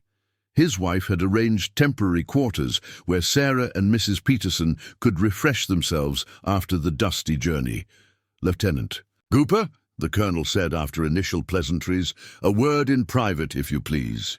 Once they were alone in the colonel's office, Gardner's expression grew serious. "There's been a development regarding the child's situation," he said without preamble. "A telegram arrived yesterday from the War Department." Cooper frowned. "Sir?" "Apparently, Miss Thornton's story has attracted attention in Washington. The Secretary of War himself has taken an interest in her case, viewing it as an opportunity to demonstrate the Army's humanitarian concerns amid increasing criticism of frontier policies." "I'm not sure I understand the implications, sir." Gardner handed him the telegram. "The Secretary requests that Sarah Thornton be brought to Washington before continuing to Pennsylvania. He wishes to present her to President Grant and hold a public ceremony honoring her survival and rescue, with all attendant publicity, of course." Cooper skimmed the document, his concern growing. "Sir, with all due respect, Sarah is a traumatized child, not a political symbol. I'm not convinced that a public exhibition would serve her best interests." "Your concerns are noted, Lieutenant," Gardner replied, his tone suggesting limited patience for objections. "However, these orders come directly from the highest levels. The arrangements have already been made. You will escort Miss Thornton to St. Louis, as planned, but from there you will accompany her to Washington rather than transferring her care to others. Cooper straightened. Yes, sir, he responded formally, while inwardly questioning the wisdom of subjecting a child who had already endured so much to the additional stress of public scrutiny and political theater. The challenge now would be explaining this change of plans to Sarah herself, a girl whose hard-won trust in adults remained fragile, and whose journey toward healing had only just begun. Sarah took the news of their altered destination with the same stoic composure that had characterized her response to most changes in her life since the massacre. Lieutenant Cooper, watching, her face carefully as he explained the War Department's instructions, detected only a slight tightening of her jaw, a barely perceptible sign of distress beneath her calm exterior. "So we're going to Washington instead of Pennsylvania," she clarified, her voice neutral. "Yes," Cooper confirmed, "at least initially. You'll still go to your aunt's home afterward." Sarah nodded, absorbing this information. "Why does the president want to see me?" The directness of her question highlighted the absurdity of the situation, a traumatized child being summoned like a curiosity to satisfy political agendas. Cooper chose his words carefully, respecting Sarah's intelligence while tempering the harsher realities. "Your story has captured public attention," he explained. "People across the country have read about your courage and survival. The president wishes to recognize your extraordinary experience." Sarah considered this explanation. "Like Major Wilson's medal ceremony?" "Similar, yes, but on a larger scale." Something shifted in Sarah's expression, a wariness that suggested she understood more than Cooper had articulated. "Will there be many people watching?" "Probably," Cooper admitted. "Government officials, newspaper reporters, perhaps some distinguished citizens of Washington." Sarah fell silent, her gaze drifting toward the window of their temporary quarters at Fort Kearny. Outside, soldiers and civilians moved purposefully through the busy compound, unaware of the quiet drama unfolding within. "Lieutenant Cooper," she said finally, still looking outward, "at night in the mountains, I learned to be very still and quiet. Animals would come close, not knowing I was there. Sometimes I would watch deer or foxes for hours without them noticing me." Cooper waited, sensing the metaphorical importance of this seemingly tangential observation. "I don't think I can be still." "Enough in Washington," Sarah continued softly. "Everyone will be watching me, waiting for me to do something. It feels—" She paused, searching for the right word. "Dangerous." The assessment struck Cooper with its perceptive clarity. Sarah's survival instincts, honed through months of solitude and vigilance, were signaling threat in this new development. Not physical danger, but a psychological exposure that contradicted everything she had learned about safety and self-preservation. "I understand," he said gently, "and if it were within my power to change these orders, I would. But perhaps we can establish some protections." An idea formed as he spoke. "What if I request that any public appearances be limited in duration and attendance, and that you not be required to speak unless you wish to?" Sarah turned back to him, her blue eyes serious. "Would they listen to you?" "They might not," Cooper acknowledged honestly, "but I promise to advocate for your comfort throughout our time in Washington, and I'll remain with you during any official functions." This assurance seemed to ease Sarah's tension slightly.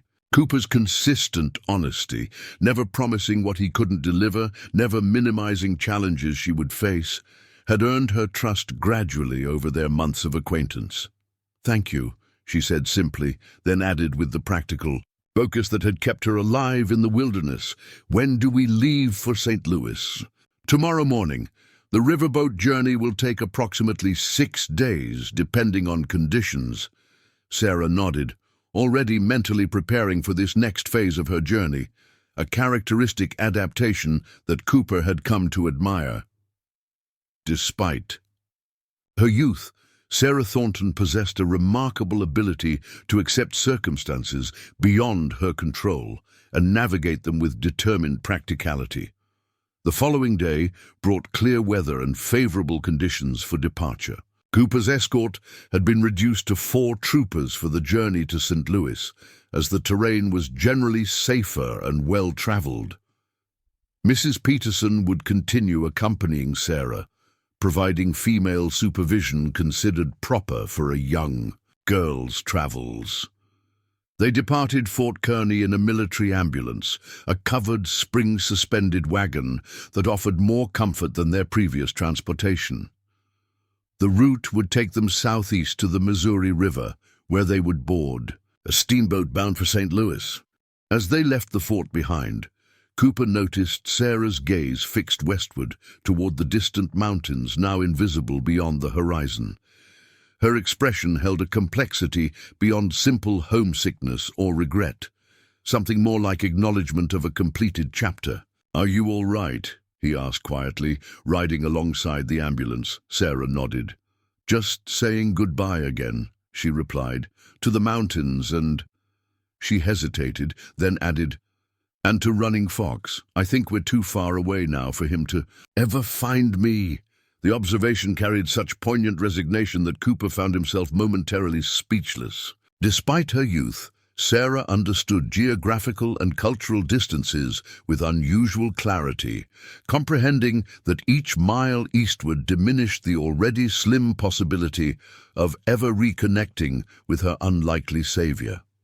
Distance doesn't erase connection, Cooper offered finally. You carry his teachings with you, just as he carries the memory of helping you.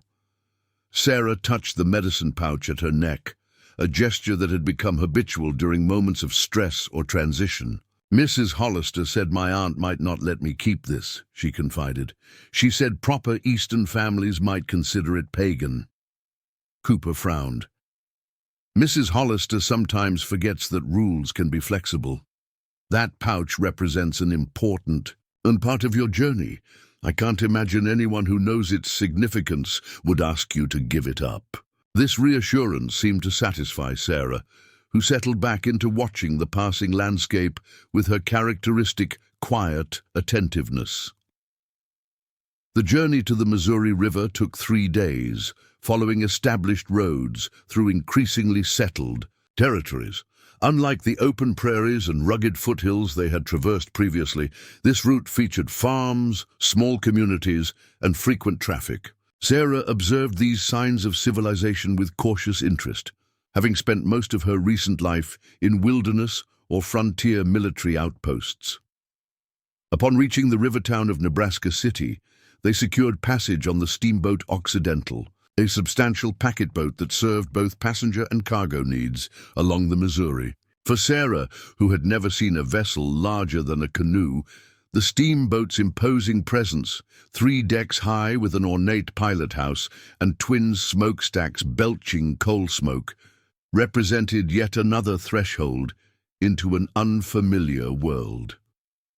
Cooper noticed her apprehension as they approached the gangplank. "It's perfectly safe," he assured her. "These boats make this journey hundreds of times each season." "It's not that," Sarah replied, her gaze fixed on the crowded deck where passengers milled about. "There are so many people." The observation highlighted another challenge in Sarah's adjustment. After months alone in the wilderness, followed by the relatively contained environment of frontier forts, the social density of civilian life represented a significant shock. Cooper made a mental note to secure private cabin space for their journey, minimizing Sarah's exposure to crowds until she could acclimate gradually. The steamboat captain, a veteran riverman named Harlan Wilson, took particular interest in their unusual party once he learned Sarah's identity from Cooper. "The mountain girl," he exclaimed, eyes widening. "Why, half the newspapers in the country have printed your story, young miss. My own wife cried reading about your rescue." Sarah shrunk, visibly from this attention, stepping closer to Cooper's side. "Captain Wilson," Cooper interjected smoothly, "Miss Thornton has had a tiring journey thus far. Might we complete boarding procedures and allow her to rest in her cabin?" The captain, chastened by Sarah's obvious discomfort, quickly arranged for a steward to show them to their accommodations, a small but well-appointed cabin with 2 berths for Sarah and Mrs. Peterson and an adjoining room for Cooper. The 4 troopers would lodge in standard passenger quarters on a lower deck. Once settled, Sarah immediately gravitated toward the cabin window, which provided a view of the bustling wharf as final boarding and loading proceeded. Cooper, preparing to leave her in Mrs. Peterson's care, paused at the door. "We'll depart within the hour," he informed her. "The journey to St. Louis should take approximately 6 days, river conditions permitting." Sarah nodded without turning from the window. "Lieutenant Cooper," she said after a moment, "did you mean what you said at Fort Kearny about staying with me in Washington?" "Of course," he affirmed.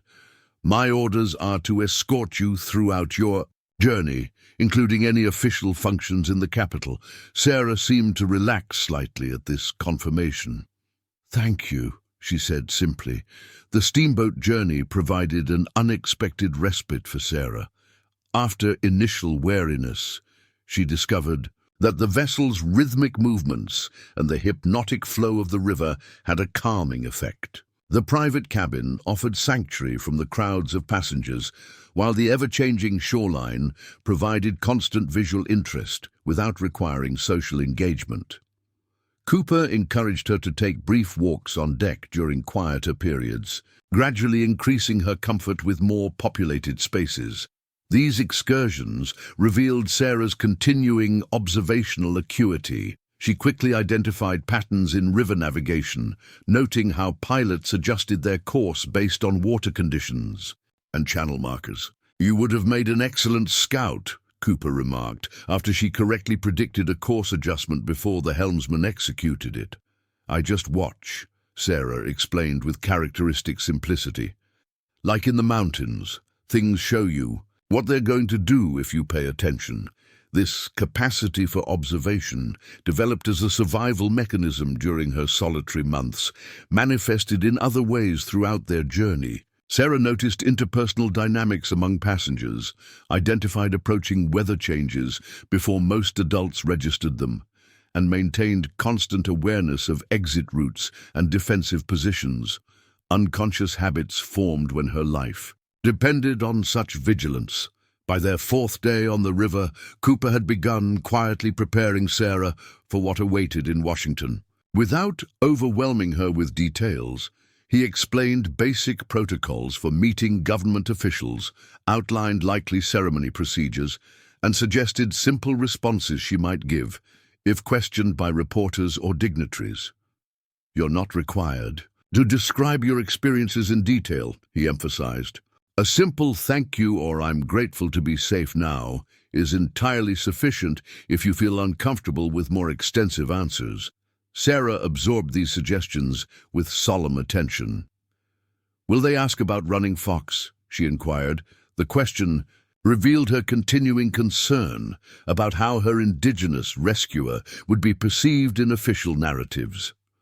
Cooper considered his response carefully. "They might," he acknowledged. "Some may find it difficult to understand the relationship between you and running fox, given the complex relations between settlers and indigenous peoples. If you wish to speak of him, do so truthfully, but perhaps emphasize his kindness and help, rather than any spiritual teachings he shared." Sarah's expression suggested she understood the unspoken implications, that Eastern audiences might more readily accept practical assistance from a Sioux hunter than cultural or spiritual exchange between them. "I won't pretend he didn't save me," she stated firmly. "Nor should you," Cooper agreed. "His actions were honorable by any standard. Just be prepared that not everyone sees these matters with equal clarity." As they neared St. Louis, river traffic increased dramatically. Steamboats, flatboats, and barges crowded the waterway, while shoreline settlements grew more frequent and substantial. For Sarah, whose recent life had been defined by wilderness isolation and frontier outposts, this progression into denser civilization created visible tension. Cooper noticed her spending more time in the cabin, her excursions to the deck briefer and less frequent. When she did emerge, she kept close to the railing, maximizing physical space between herself and other passengers. These signs of retreat concerned him, given the far more populous environments that awaited in Washington and Philadelphia. On their final evening aboard the Occidental, Cooper invited Sarah to join him for a private dinner in the small officers' mess that Captain Wilson had made available for their use. The setting provided an opportunity for conversation away from Mrs. Peterson's well-intentioned but sometimes constraining presence. Sarah arrived wearing the best dress from her limited wardrobe, a simple blue cotton garment that Mrs. Hollister had altered from donated clothing at Fort Laramie. Her hair, now grown to chin length, had been neatly combed, and the medicine pouch remained visible at her neck. "You look very proper, Miss Thornton," Cooper said formally, pulling out her chair. Sarah acknowledged the compliment with a nod as she sat. "Mrs. Peterson showed me which fork to use for different foods," she confided. "There are many rules in civilized places." The observation carried no judgment, merely the factual assessment that had characterized Sarah's approach to each new environment she encountered. Cooper found himself smiling at her matter-of-fact acceptance of social complexities that many adults found vexing. "Rules can be useful," he suggested, "but they're rarely as important as genuine kindness and honest character, qualities you possess in abundance." Their simple meal progressed with comfortable conversation about the river, journey, and preparations for their arrival in St. Louis the following day. As dessert was served, apple tart with cinnamon, which Sarah particularly enjoyed, Cooper introduced a more serious topic. "I've been thinking about our upcoming time in Washington," he began, "and I want you to know that if at any point you feel overwhelmed by ceremonies or attention, you may signal me and I'll find a way to remove you from the situation." Sarah looked up from her dessert, surprised by this offer. "Even if the president is there?" "Even then," Cooper confirmed. "Your well-being takes precedence over protocol. We can establish a simple signal, perhaps touching your medicine pouch twice in succession, that tells me you need a respite." The suggestion visibly relieved Sarah. Having some measure of control, some established escape mechanism, aligned with the survival strategies that had kept her alive in the wilderness. "Thank you," she said with genuine gratitude. "I'll try to be brave, but sometimes—" She hesitated, seeking words for the overwhelming sensations that occasionally gripped her in crowded or unfamiliar situations. "You don't need to explain," Cooper assured her. "After what you've endured, certain circumstances naturally trigger protective responses. There's no shame in that.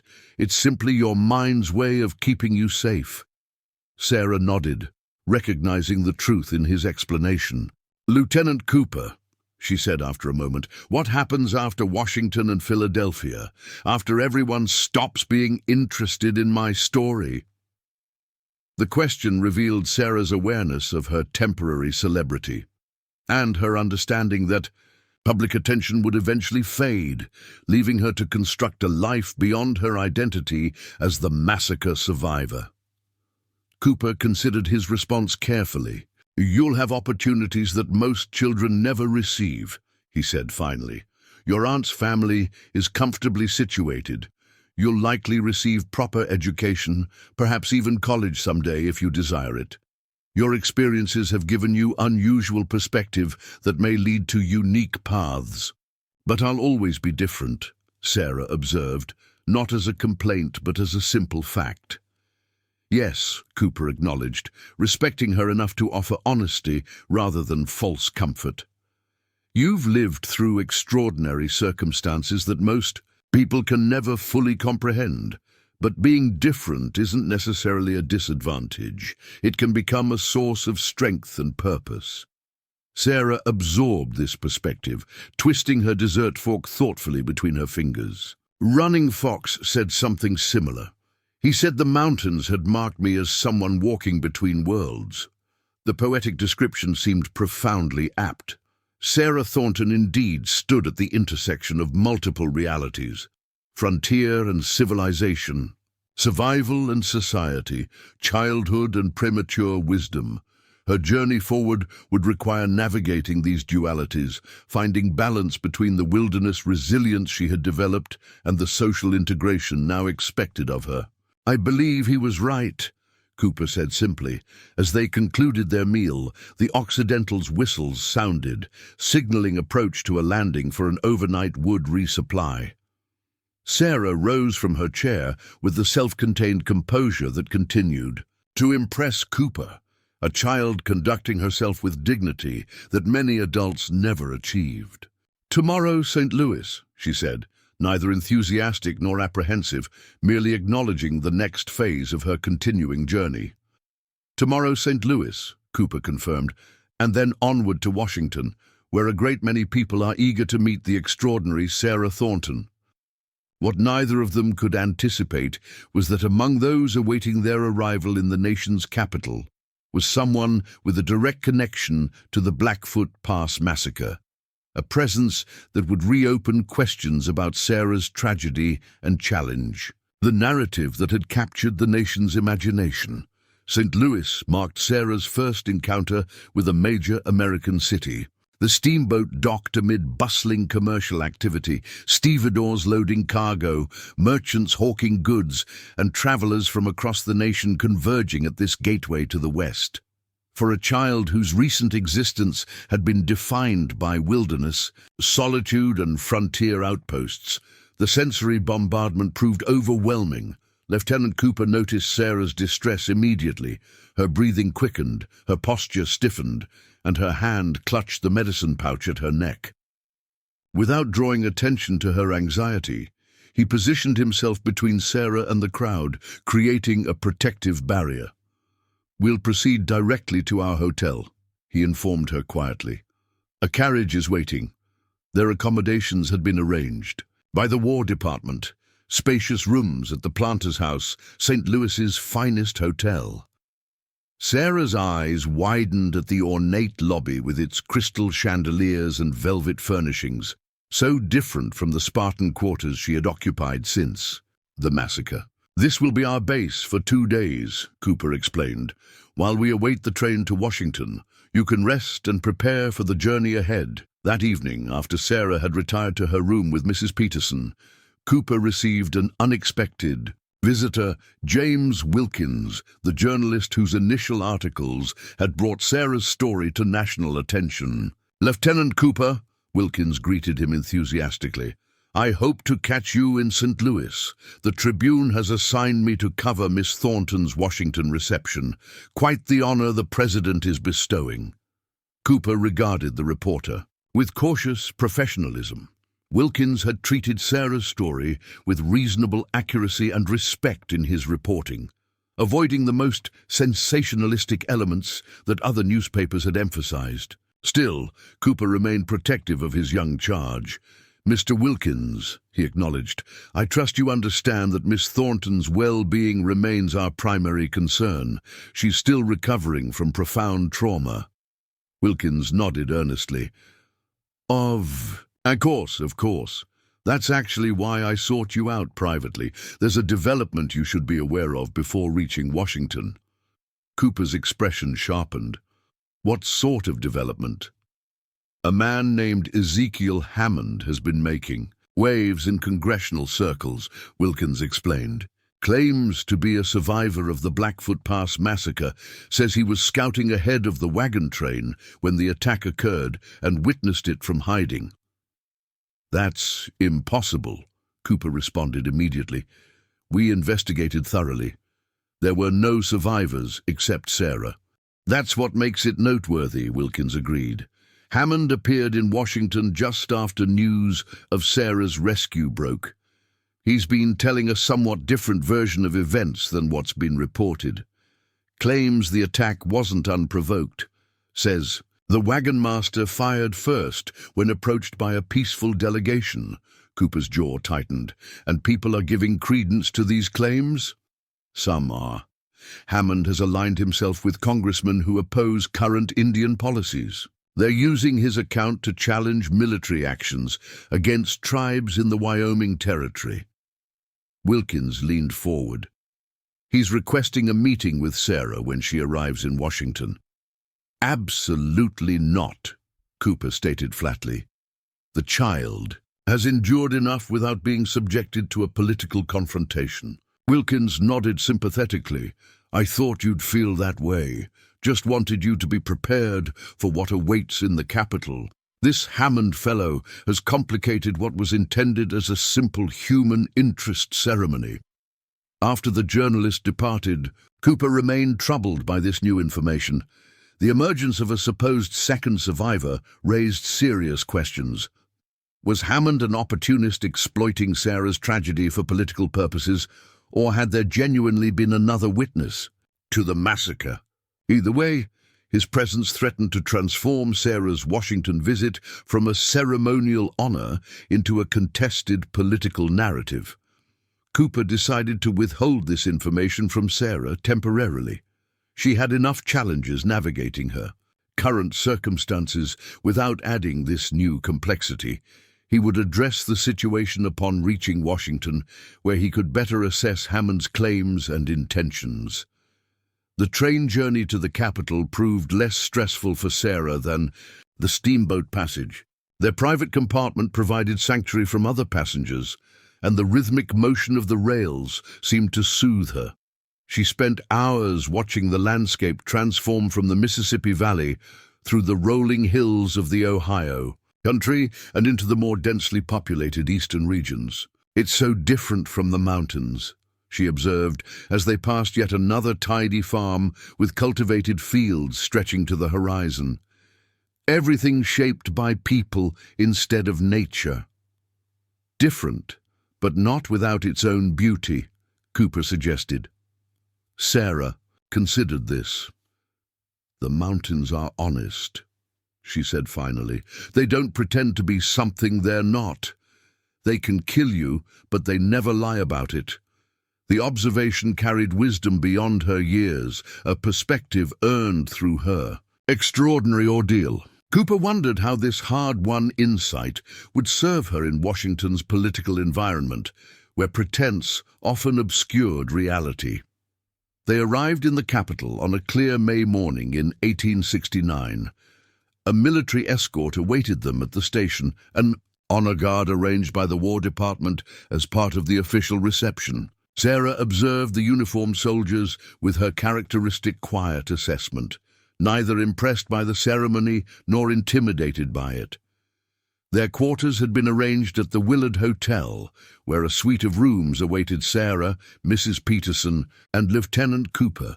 The accommodations reflected the importance the administration placed on Sarah's visit, spacious chambers furnished with every comfort and convenience available in post-war Washington.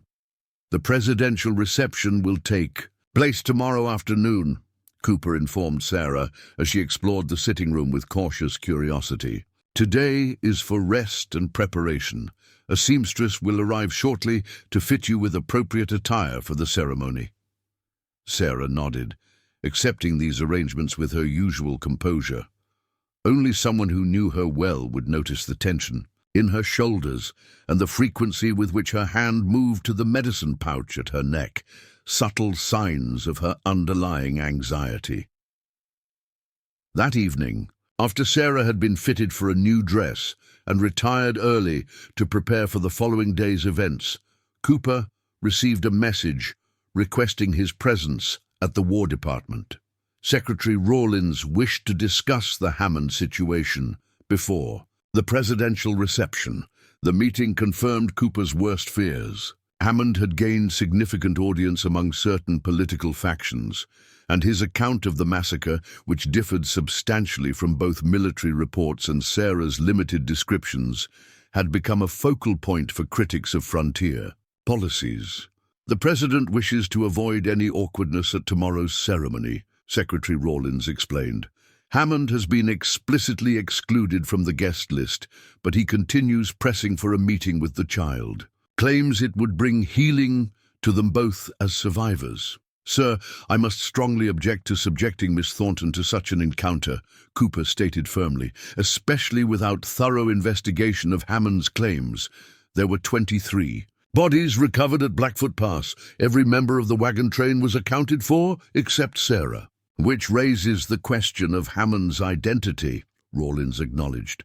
"We're investigating, but he's garnered enough political support to make this delicate. For now, maintain close watch over the child during tomorrow's events. We've doubled security to ensure Hammond cannot create a scene." Cooper returned to the hotel, troubled by these developments. His protective instincts towards Sarah had grown beyond professional duty into genuine concern for her welfare. The thought of her being used as a political pawn in debates about frontier policy violated everything he believed about proper treatment of a traumatized child. The presidential reception the following day proceeded with formal dignity. Sarah, dressed in a new blue dress that echoed the color of her eyes, conducted herself with remarkable poise despite the unfamiliar surroundings and protocols. President Grant, known for his military bearing rather than personal warmth, showed unexpected gentleness when addressing the child. "Miss Thornton," he said, kneeling slightly to meet her eye level, "your courage brings honor to this nation. You grown men could have survived what you endured." Sarah met his gaze directly. "Thank you, Mr. President," she responded simply, "but I wasn't alone the whole time. Running Fox helped me when no one else could find me."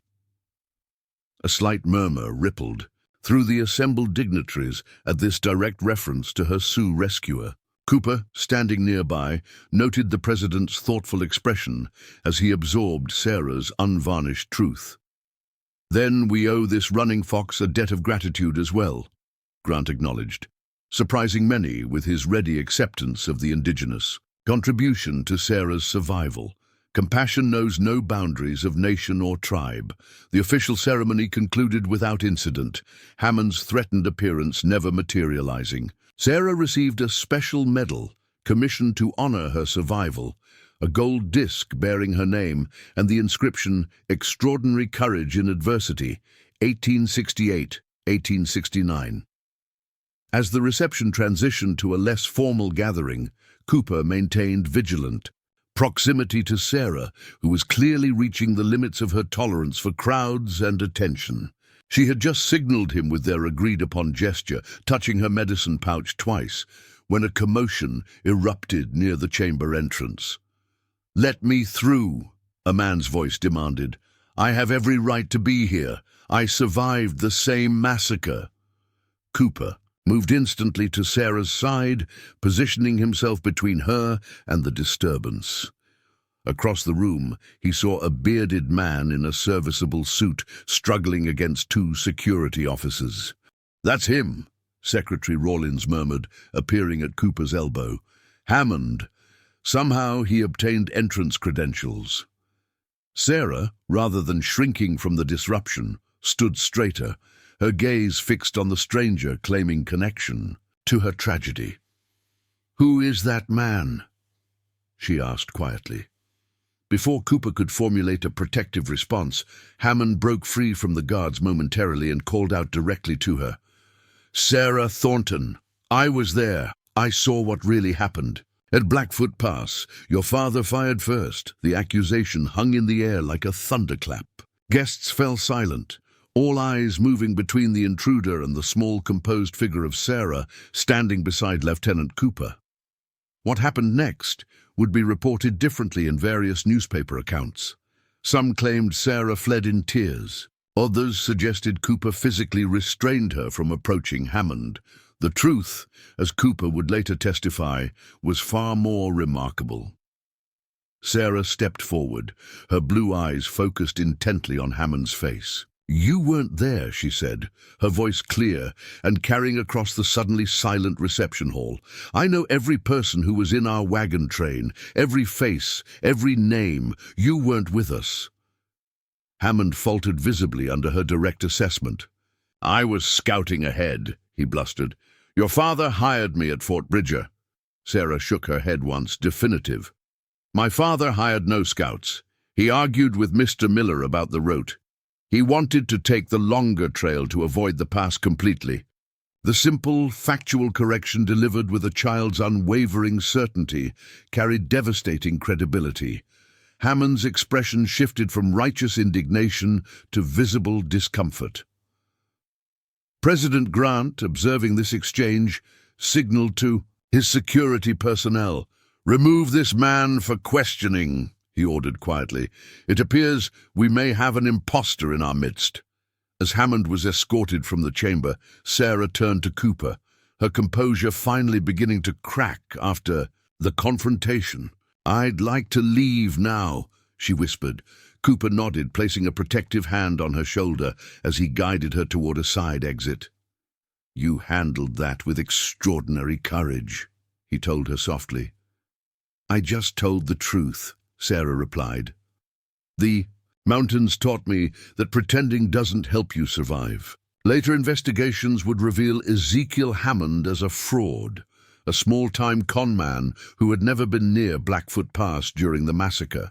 His political patrons disavowed him quickly, and the attempted deception ultimately strengthened rather than undermined Sarah's credibility. 3 days later, Sarah Thornton arrived in Philadelphia to begin her new life with her mother's sister. Aunt Rebecca proved a compassionate guardian, creating a stable home where Sarah could gradually adjust to conventional society while receiving education appropriate to her intelligence and potential. Lieutenant Cooper maintained correspondence with Sarah throughout her adjustment, providing continuity during her transition. Their letters documented her gradual integration into Eastern life, while preserving her unique perspective and experiences. Sarah's medicine pouch remained with her through these changes, a tangible connection to Running Fox and the wilderness that had both threatened and ultimately shaped her. Though some questioned its appropriateness, Aunt Rebecca wisely recognized its importance to Sarah's emotional well-being and permitted her to keep it. In the autumn of 1876, 7 years after her rescue, 17-year-old Sarah Thornton enrolled at Vassar College, one of the few institutions offering higher education to women at that time. Her application essay, which gained special notice from the admissions committee, bore the title, "Lessons from the Wilderness: What Survival Taught Me About Civilization."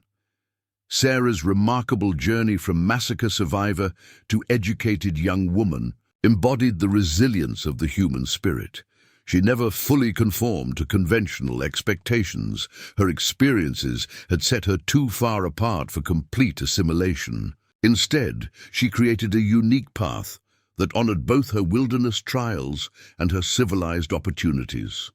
And somewhere to the west, in territories still contested between two colliding worlds, a Sioux hunter named Running Fox continued his own journey, occasionally sharing with younger tribal members the story of a small white girl with extraordinary courage who had survived alone in the mountains until he followed her impossible trail. Up next, you've got 2 more standout stories right on your screen. If this one hits the mark, you won't want to pass these up. Just click and check them out, and don't forget to subscribe and turn on the notification bell so you don't miss any upload from us.